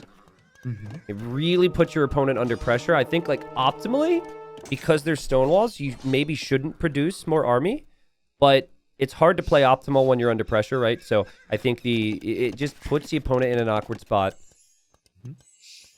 Well, you kind of mentioned it earlier, right? Why they're adding more army. Because if you have more map control, and Sitaux has the map control, he forces Andy to build his castle at home. Yep. If Andy has the full map control, he can build the castle more forward. Yep. And then it's so much tougher to ever reclaim the area with the extra gold. So typically it feels like, yeah, you cannot do damage against villagers, but the late game plays so much easier if you have control in Castle Age. Late game's pretty easy with 5 relics, too. It's 4 right now for Sitaux. And Andy wants to click up. So Andy, he's not making more light cav. Sanctity? Wow. Oh, canceled Sanctity. That makes sense. Who canceled it? I didn't see who had it. Sitaux is having it in the queue, canceled it, and now queued it again. Okay. Well, I mean, he knows there's still light cav out there. He probably thought, well, I can get this home anyways. But Sitaux with bigger investment in the Castle Age, even early handcart, which I also really like here. I think when you go for the longer Castle Age plays, it's worth it. It also researches much faster than Wheelbarrow. If the resources are there, go for it. And your slabs, right? So the food you spend on the 300 food you spend on handcart, you're going to get right back with these farms. Just a mistake happening here. Army is going too far back.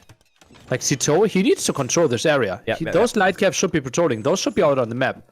Yeah. Even like Monk Spearman. He wants to get the relic. Okay, he gets all the 5. But now use your map control. Make sure that Andy is not starting with any shenanigans. The next step technically would be outposting around Andy's base to get an idea if he's switching into Janissaries or heavy CA. Yep.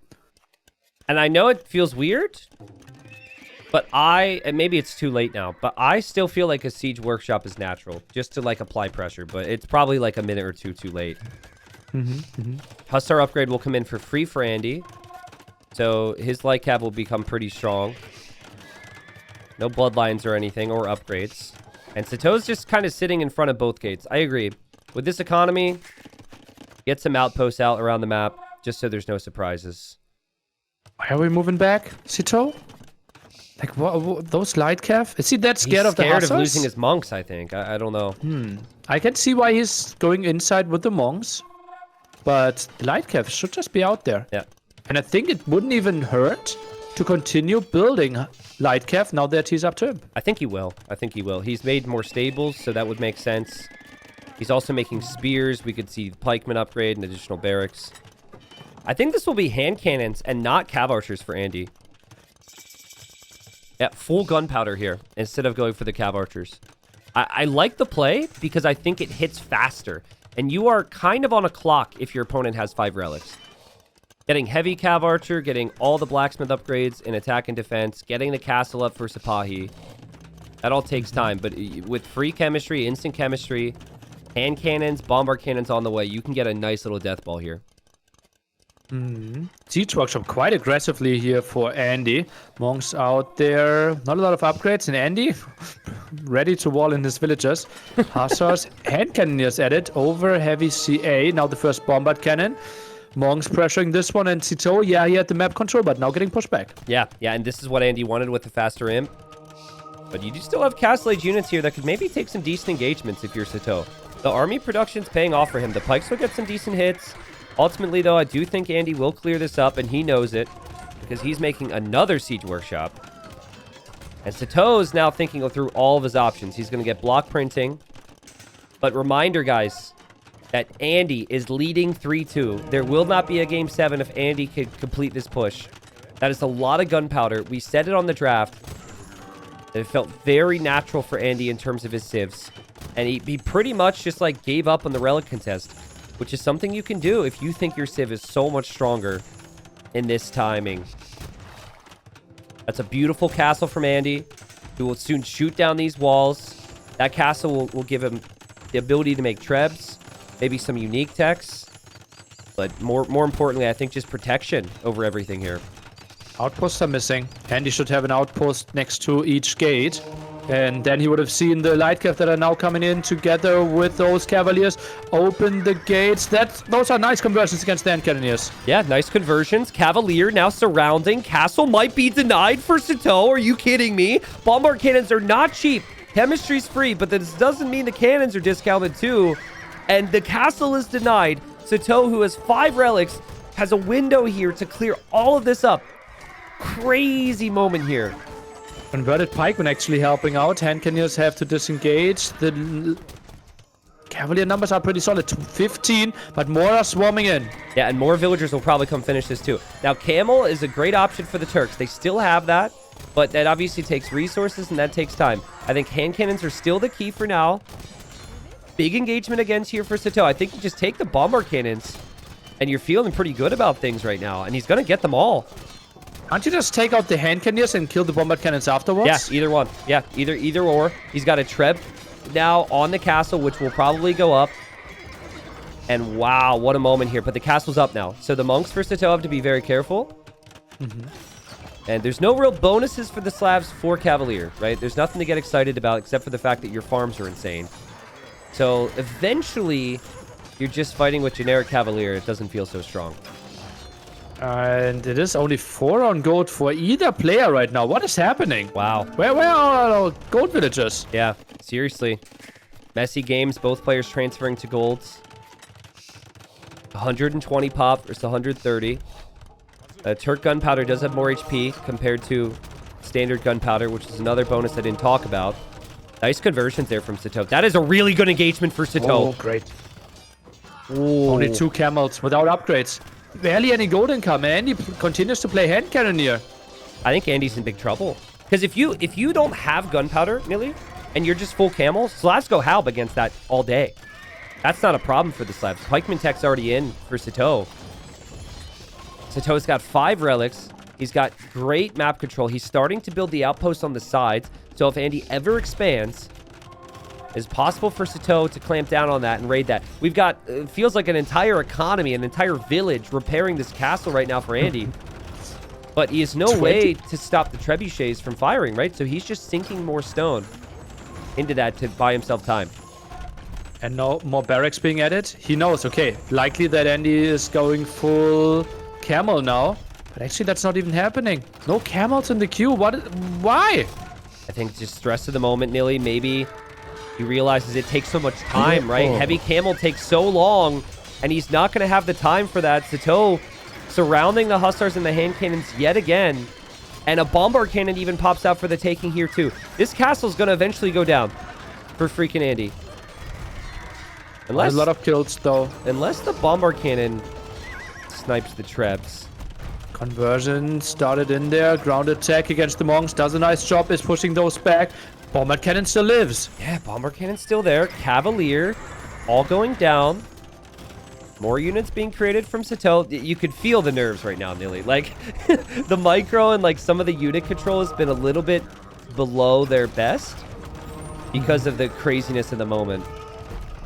Love the expansion at the side for Sitaux. Goes for extra gold, extra stone. Same goes for Andy, but now he doesn't really have the map control. And those Cavalier engagements are a thing of beauty by Sitaux. And this is before Halp comes in to help with any of the camels that may be there. This is a spot where you'd mentioned Siege Ram before, Nilly. Siege Ram would actually be amazing here. You would take out the building so quickly.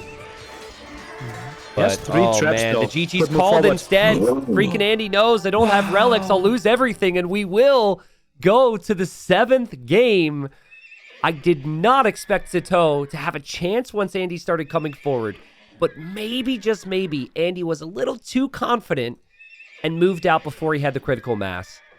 And played full hand cannoneer, right? Against full Cavalier. The outposts were missing. Yep. He had the chance to go and get the vision and then decide for his army camp. This was, I don't want to say like blind, but Sitaux just countered him beautifully. It's kind of interesting because remember I was saying like, oh, Sitaux, he's not producing light cav. Where are the light cav? He's not producing light cav. Right when Andy was moving out. I wonder if Andy just said if he was going 3 stables, he would have more cav here, right? Like there wasn't a single knight in the middle, and also the light cav number never got any higher. So Sitaux did a great job of hiding that.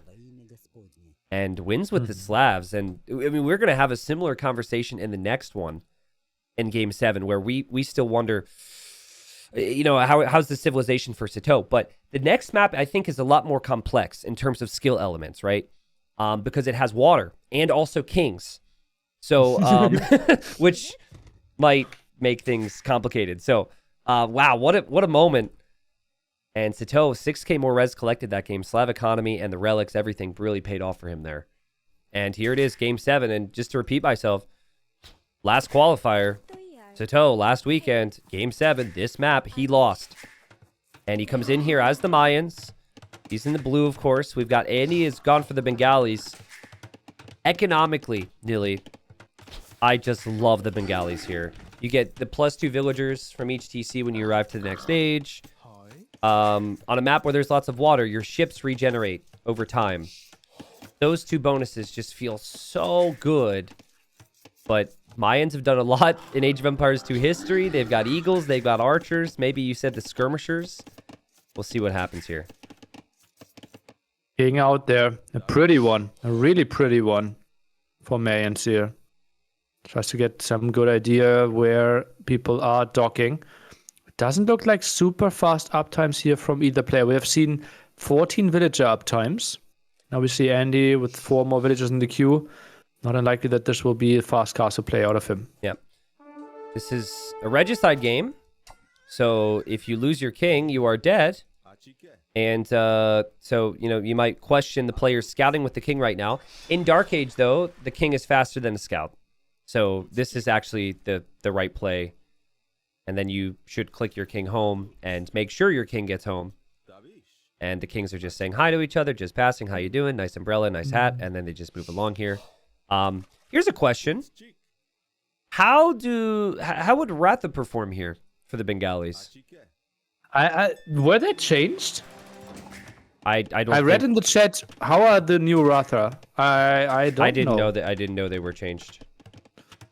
But maybe people can chat inform can us. enlighten us. Yeah.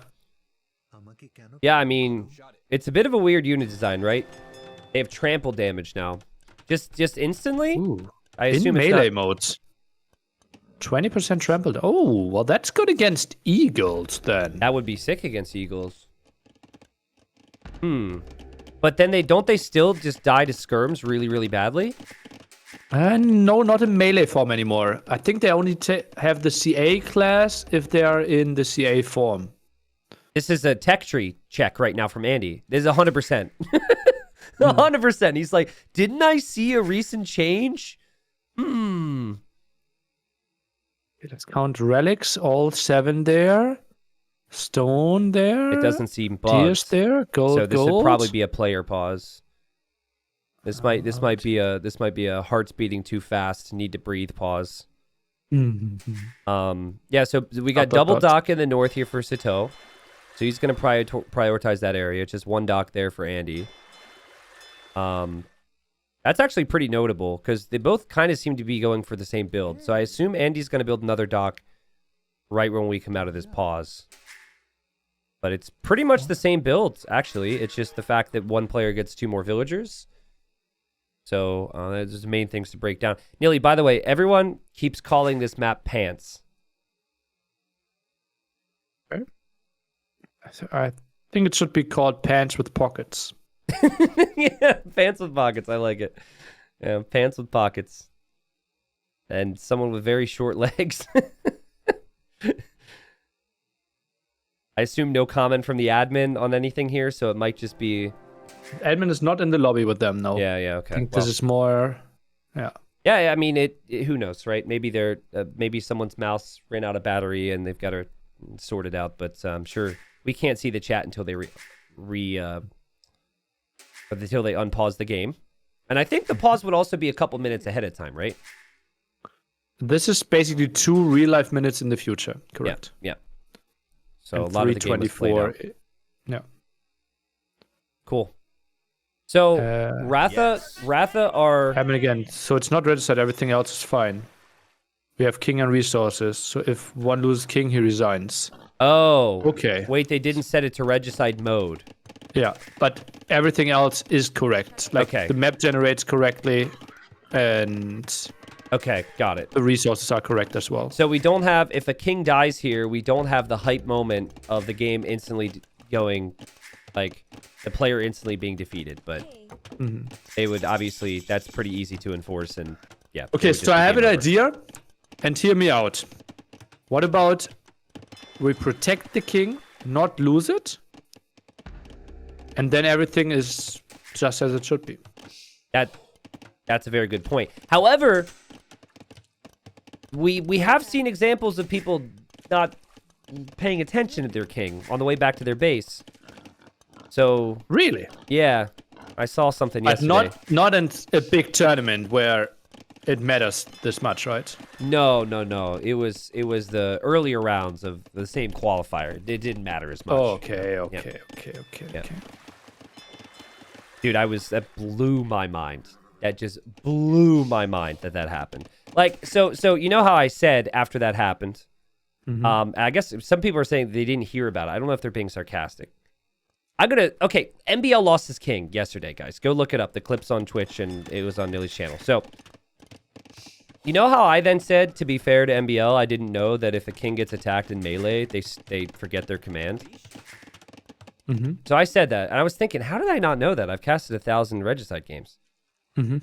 It's because people don't look away from their king, Nilly. Yeah. It's like it gets attacked, they keep clicking it because it really matters. So, by the way, there is one difference now that I realize. But yeah, like you don't see something like that in Low Elo Legends that we saw yesterday. Oh yeah, they stare at that king for sure. Oh man. So you guys know that there are technologies in the castle, right? Treason or spice. Yep. And in Regicide, it is treason. It is spice in the normal game. So now, since we loaded up random map, we can actually take a look at the amount of villages the opponent has, right? Because with spice, you can research spice, 200 gold per villager. So if it's simply at 20k gold, you know the opponent has 100 villages. Yep. So technically, now you can read the build order of the opponent a bit more. Technically, yeah, but like no one does that. I do that every single Regicide game I get in the ladder. You actually do? Yeah. I mean, I've heard you do math on stream. Can you trust your math while you're booming at the same time? Yeah, like I see my amount of villagers, especially if I play against Cumans, right? You know if they go 4 TC or if they play 2 TC. Okay. Yeah, but that's an obvious example. I love how you were like, yeah, like clearly. Listen, calm down. not time to make fun of my math. Okay. I'm sorry to ruin the moment. Sitaux did get housed a little bit there. A little bit, leading to 40 seconds of idle TC time, and that's a villager and a half. He did get the better start there. Andy had gone too far forward with the galley. So that's all that's happened. No one has docked the other area. And I'm wondering, this isn't the first time I've seen this weekend. I wonder what the meta will be like for the main event. The double dock galley here, it feels like if you go double dock galley on this side against someone who doesn't go double dock galley, you win the water easily. But, it's then a little bit more complicated to combine fights in the other area. And right now, FreakinAndy's unloomed villager is getting attacked by a wolf. This is awkward. And the wolf could still attack through palisades. Oh, man. I just did not trust that villager was going to survive. It looks like it'll be fine. There's always exactly one wolf spawning, though. So people should know by now. They should know that. Yeah. Yeah, I do not like wolves on water maps. Right? I've removed them on most of mine. However, if it's consistently in the same spot, I actually don't mind it. Because players should know. Yeah, it's exactly one wolf, exactly the same spot. Yep. Otherwise, I hate it as well. Like Forelegs, Scandi should all not have any wolves. Yeah. Yeah. So market being utilized a little bit here by Sitaux. Sells wood, buys some food. He's going to click up to Castle H first. But this is the final game. The loser here obviously gets a nice chunk of change. With $400 some for their performance here. But they want to make it to the main event. They want to be at that LAN. Have those experiences. And obviously, if money's all that matters to people, there's going to be a whole lot more money on the line there at the main event too, right? But players want to compete. They want to compete with the very best. They want to prove they're one of the very best. And that's what these players fight for here. I want to be the very best. No one ever was. I actually don't know if I know that song. Okay. Then maybe it's confirmed that you didn't have a nice childhood. Well, I thought we confirmed that many years ago, right? It was Pokemon theme song. Oh shoot, that's embarrassing. Listen, I wasn't allowed to play Pokemon. All right, so in my defense. What? Why? Why? I don't know. I just wasn't. I genuinely wasn't allowed. Brutal.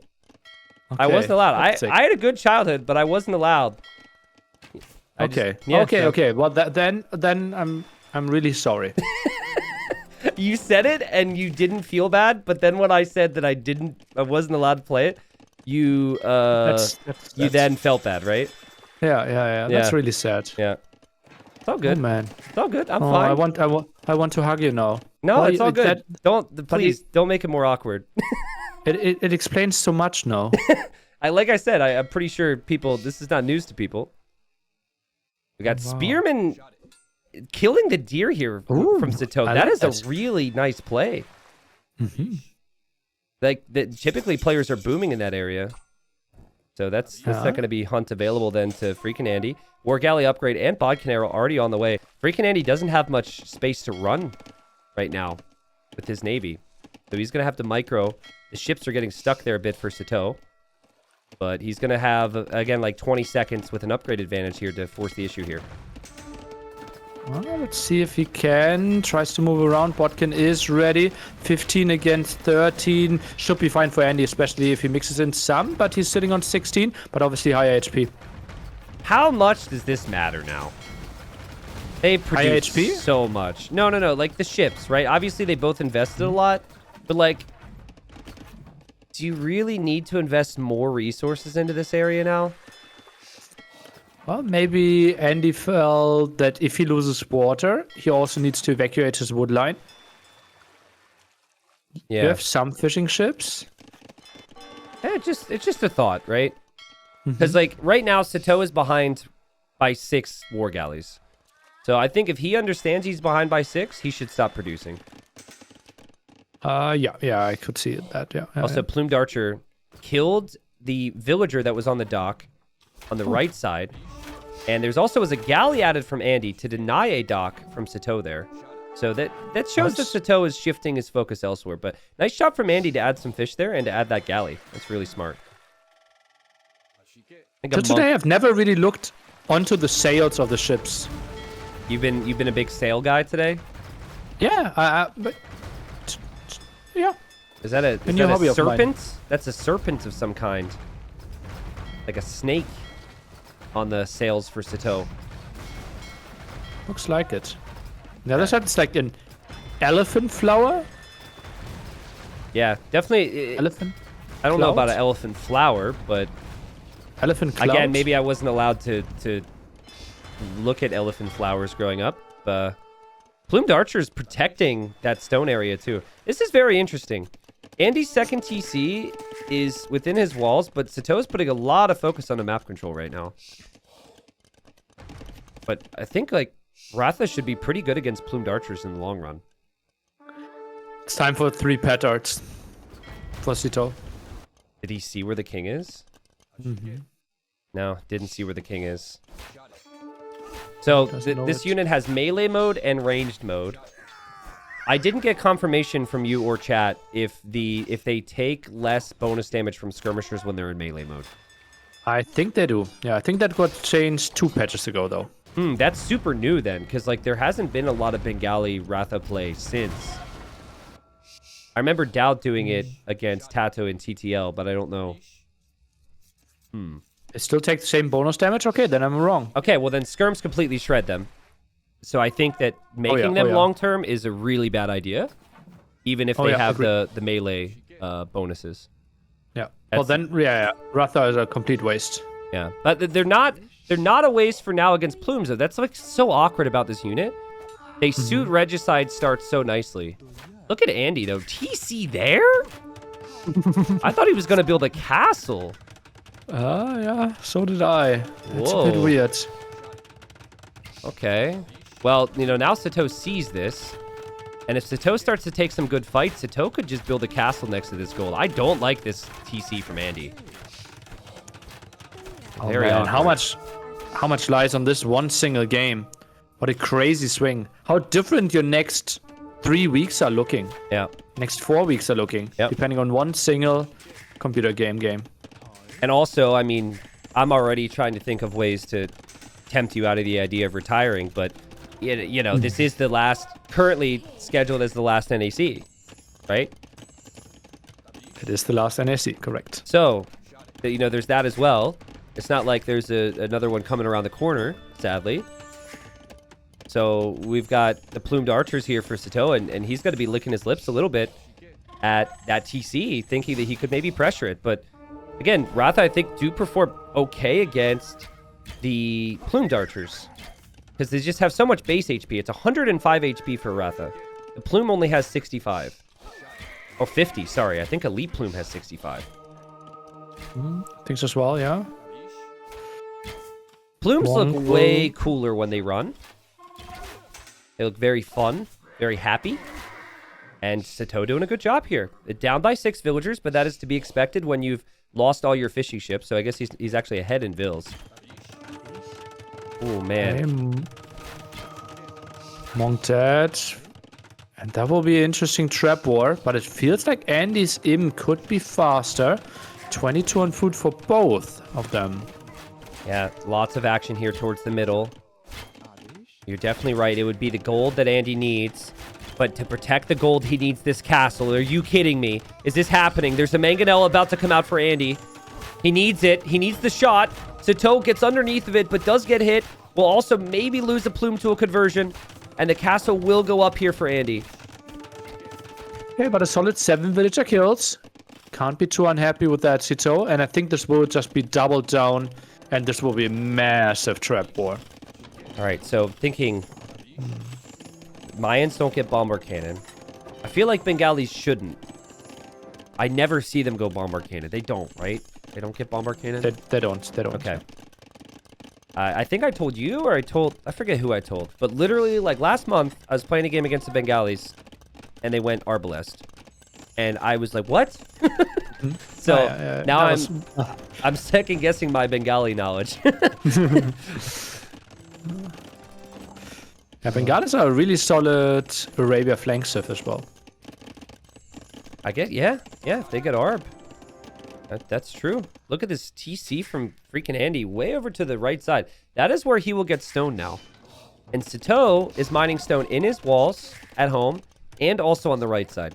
So Andy actually finished all the stone in his walls. So Andy's got 1 castle in the middle. And it will be 2 near where this battle will happen for Sitaux. Still making plumes, which he seems to have a lot of faith in. And obviously needs the castles for the traps as well. It feels very natural for Sitaux. The plumes at the bottom could come in at the perfect time. Ironically, if they were... this? Oh, he's checking. Oh, wow. He sees the outpost. He sees the TC Foundation. That's a great find. And you should know that that's not only 1 villager. But Ratha are around. Yeah. Okay. Yeah, but nice. Can you kill the Ratha here or no? No, Ratha are insane against plumes. 2-2. Armor is solid. Yeah. And then you can switch it to melee mode. That was a really good cleanup for Andy, actually. Whoa. Oh my god, that castle from Sitaux. Oh, Andy, notice it. Notice it. Too late. I like it. That's a great castle. For the control. Yeah. Andy moves around. God, there's so much on the line. Like, I'm getting nervous again for those 2 players. I gotta say, though, Nilly, like, still really wondering what their long-term unit comp is. And with the bonus damage that skirms do, especially Mayan skirms, the unique tech against Ratha, I'm really wondering. I mean, the plumed archers seem to be doing fine now, but will we see skirms from Sitaux, or will it be eagles, or will it just be straight plumes? You know, back in the old days, Nilly, but we had less gray hairs. There was like 80, 90 plumes on the field, right? Plumes were cheaper back then, but sometimes you could just stick with just plumes. They're so cheap. Now we have seen that. Chemistry on the way. Did not get Bracer for himself. No one getting the 3 relics at the bottom. So right now it's 2 relics taking against 0 on Copenhagen. That's something we don't see too often. Yeah, true. 3 Ratha right now. Just 3 for Andy. He's putting everything into the Trebor. Big eco lead because he got 2 villagers from every TC he has, and he has quite a few. But for now, that villager lead is spent repairing castles. And Sitaux needs to make sure he repairs castles. Did not research architecture. Or not architecture, masonry. And that could be helpful in these situations. That was something that Andy did, for example. 3 traps, 2 more in the queue. 5 traps already out for Andy. There will be a lot of dead castles, I believe. Sitaux needs to keep those plumes there and just never move them, right? Like, just camp that stone. That is so important right now. No stone income for Andy and a Trebor. Huge. Does he realize that, though? It feels like you're not really doing damage, although you would be. Yep. You're right. Stone price might even matter here. This is crazy. Do they even have houses prepared for when they lose this amount of castles? Sitaux just now getting Bracer. Not that he would have really benefited from it that much. Stone being bought from Andy. Is this the Black Forest arena-style experience to have the importance of the Treb fight? Oh, even the Mangonels could be a problem right now. Yeah, could add quite a bit. No villagers being pulled. No eagles out on the field. No repairs. Sitaux needs to repair his Trebs. This is crazy. Big population lead for Andy, though. He's got the relics as well. You should lean more towards Andy here. There's also that castle from Sitaux. Feels very out of place. It's likely that will get Trebed down. It's just more and more plumes here from Sitaux. Not a single skirmisher. And like we said before, we think the Rathas do pretty well against the plumes. Let's take a look how well they do against the traps, dying to one single shot. But it feels like Andy is now preparing the tech switch behind this as well. Wouldn't be surprised if stables might be added pretty soon. For now, it's still mass traps. We see 6 traps versus 4 out on the map. Yep, and then there's going to be one that goes down there for Andy, but Andy's going to have 2 castles still, and he's got that important gold control towards the middle right now. And Sitaux is committed towards plumes. I mean, they both are committed towards their unique units, so castles are so important. Wrath is still confusing to me. I feel like they're great, I feel like they're not. But I'm still leaning towards, now that imp upgrades are in, they're better than the Plumed Archer. They are definitely better than the Plumed Archer. Elite Skirmisher upgrade would be so nice. Just having like 5 Skirmisher would perform so much better here. This is what we think. Now traps moving forward, but no more trap production for quite some time here for Sitaux. He's simply not getting the numbers. He's 35 villagers behind all this time. And he knows it's bad, Nilly, so he's going to keep forcing the issue because when it's this bad, you don't think it's going to get any better. And it might not. Because if you try and tech switch, if you try and fall back when the opponent has the relics and has the eco lead, they can just find the next answer to whatever you're going to go for. Sitaux probably staring at his screen right now, feeling the same feeling that he felt against Hart last week in that decider in Game 7 on this very map. Only it's got to feel worse because there will be no second chance for Sitaux. Absolute heartbreaker. Might be the best player that is not making it to the main event. Goes to 2 deciders, back to back. No one managed to have such a deep run twice. And Sitaux, it just feels like the civilization wasn't there. But that's what we thought in Game 6 as well. Yep. But here, Bengalis, the economy is just so incredibly good. Yeah, and then you've got the castles now. You've got the time. You can potentially switch into something else. I don't think those relics in the water are necessarily needed, but that's a way for FreakinAndy to get further ahead. And still, if you add skirms here, as good as the skirms are against the Ratha, now, Andy can always mix in Siege. Andy can always go for light cap. You know, Andy can go for other things. He's even going to go for a cannon galleon from the shoreline right now. Like, there's not a single thing he can't do at the moment. And continues to take the fight. Yep. But the armor is there. I think Parthian Tactics could even come in, right? Yeah. Parthian applies to Ratha as far as I know. And these are not elite Ratha. And they're up against non-elite plumes, so kind of hard to compare. Petards. Petards. Oh, Petards my are God. prepared. He is going for the King Good, Snipe. good. Sitaux, if you're going to go out, this is the way to do it, dude. Go for that King Snipe. I like it. If only they ran a little bit faster. What? Gates in time! It's all right. He's got petards. He's got petards. He just needs one. But he needs the petards to kill. No, no, no, no. Don't save the petards. Sitaux, save him, save him, save him.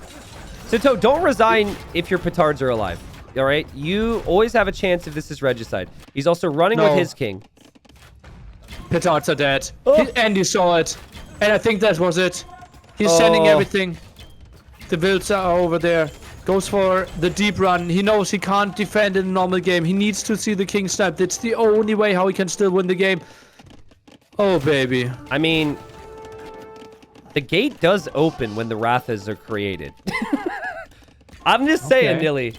That gate opens. Greatest King Snipe of all time incoming? He sees it so far away. Villagers are being pulled against this. He wants to drop a castle next to it. The gate is opening. 1100. And yeah, the GG's called. Andy tracked it the whole way through. FreakinAndy, he qualifies. And an amazing series here. A heartbreaker for Sitaux, obviously. I want to be excited for FreakinAndy. But first, a little bit heartbreaking for Sitaux. He's such a good talent. My heart goes out to him. But at the end of the day, Andy wins the series. Great preparation from him. Great draft. And he really showed, like you had kind of alluded to earlier on in the series, like, people want to say this guy just plays with monks or something. That is not true. We did not see many monks from him at all this series. Great economically, great strategically on closed and open maps. And he'll be at NAC 5 in Berlin. And we will have 3 Peruvian players making it then. With Hart, Leary, and Andy. That's a crazy representation. The flags are very similar. Are you going to have Peruvian flags for Andy and Leary to drape over their shoulders after they win big matches at NAC? Let's see what overlay guy comes up with. What we put on the overlays there. Awesome. Do you have an interview planned? I don't know how you're doing this. Yeah. We are doing interview together. I will ask like 3-4 questions and then you can take over. Sure. And yeah, Andy should be ready there. He just left. No, he moved into the interview channel. So let's go over there. Sounds good. Well, that was a banger of a set. Oh my god, I still can't believe it. Just walk us through your emotions. Incredible. And now my Discord is exploding right now, and I'm so happy. There are no words for it. So sweet. Obviously, you tried last week and you were potentially disappointed with your performance there. How did your last week look like preparing for this Saturday and Sunday?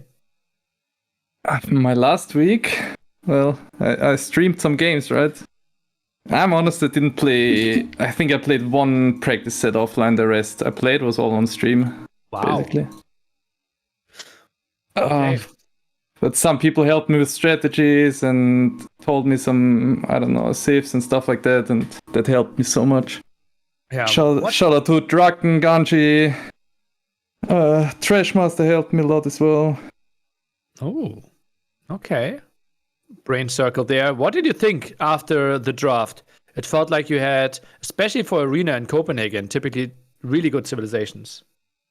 I feel like I had the better civs for all the games, honestly. Like, even the games he won, like Arabia, he had played me.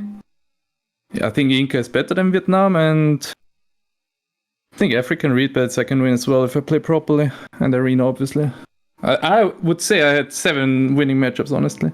Okay, that good. What happened in the African read bets game? We were quite surprised with your approach. I had no idea. I wanted to make more damage, but he walled his fish so early, and then I was kind of clueless. Like, I kind of knew I can't go into late game because Goth just outspam me with Haskell help. Mm-hmm. I think I should have done CA, right?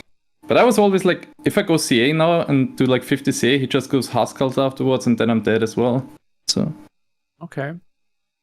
So you went into a deciding game 7, right? And it's like one of the biggest matches that you played in your Age of Empires career. What was your mental state going into Copenhagen?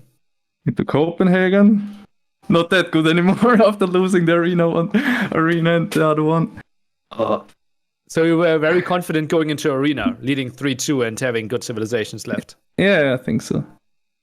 And I think I lost Bengali versus Mayans once on Fortress already. I think if they go like Eagle Halp and then later Plumes, I think it's better than just Insta Plumes. But I'm not sure. With the new Rattas, they feel pretty decent now. Mm-hmm. Okay, T90, any questions from you? T90 is here as well. T90. Well, obviously, first off, congratulations, Andy. Thank you. We had a lot of discussions a couple months back. How'd you feel coming into the qualifiers? Like, what would you have said your chances were, right? I know Nilly asked you about how the first qualifier, but in general, obviously very tough, lots of talent. What would you have given yourself prediction-wise, and like, what were your confidence levels like? At one point, I think if you get that high, it's kind of always like 50-50. I would have given 50-50 against Valus, 50-50 against Bals, and 50-50 against the Sitaux. Maybe a little less, but... So, okay, but like you... So I went step by step, kind of. Yeah.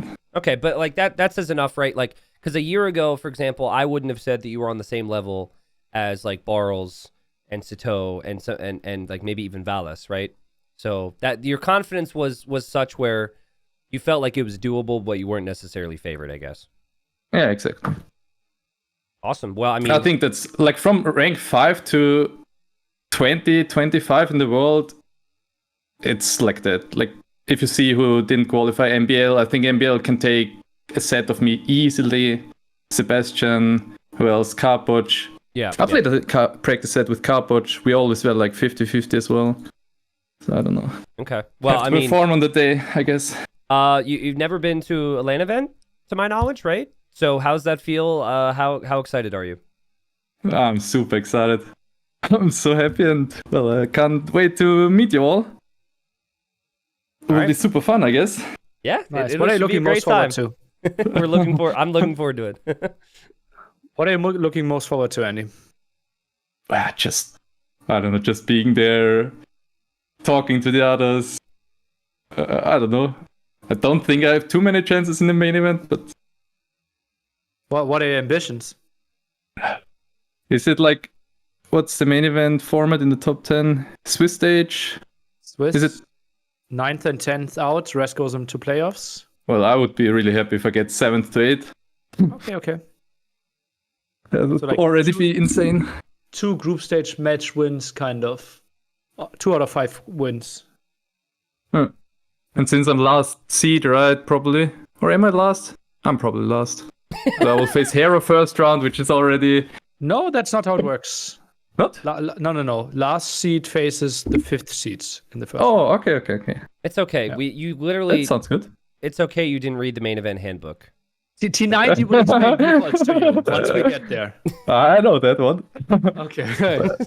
But you can explain to I'm the not, chat, right? No, I'm not. Listen, I do no adminning, all right? I'm just talent. I'm just there to talk. That's it. That's all. That was all on my NAC contract, nearly. So... Andy, happy for you. You delivered a lot of good sets over the last month, and I think you will have some good ones there at NAC. I wish you all the best, and happy to see you there. Talk to you. Bye-bye. See ya. Really happy to hear his excitement levels, Nilly. That's so cool. Yeah.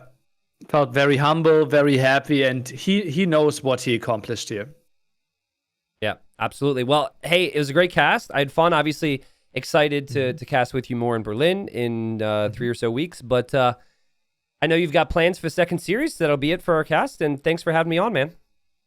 Yeah, thank you so much, and enjoy the cast, and see you in Berlin. And like, it's really short. Like, it feels like, what is it? Less than 3 weeks. Yeah, January 4th, I think I leave, or 5th, or something like that. So you leave 4th. Are there 5th? Something like that. Yeah. All right, awesome. Thanks. Good luck, man. Thank you. See ya.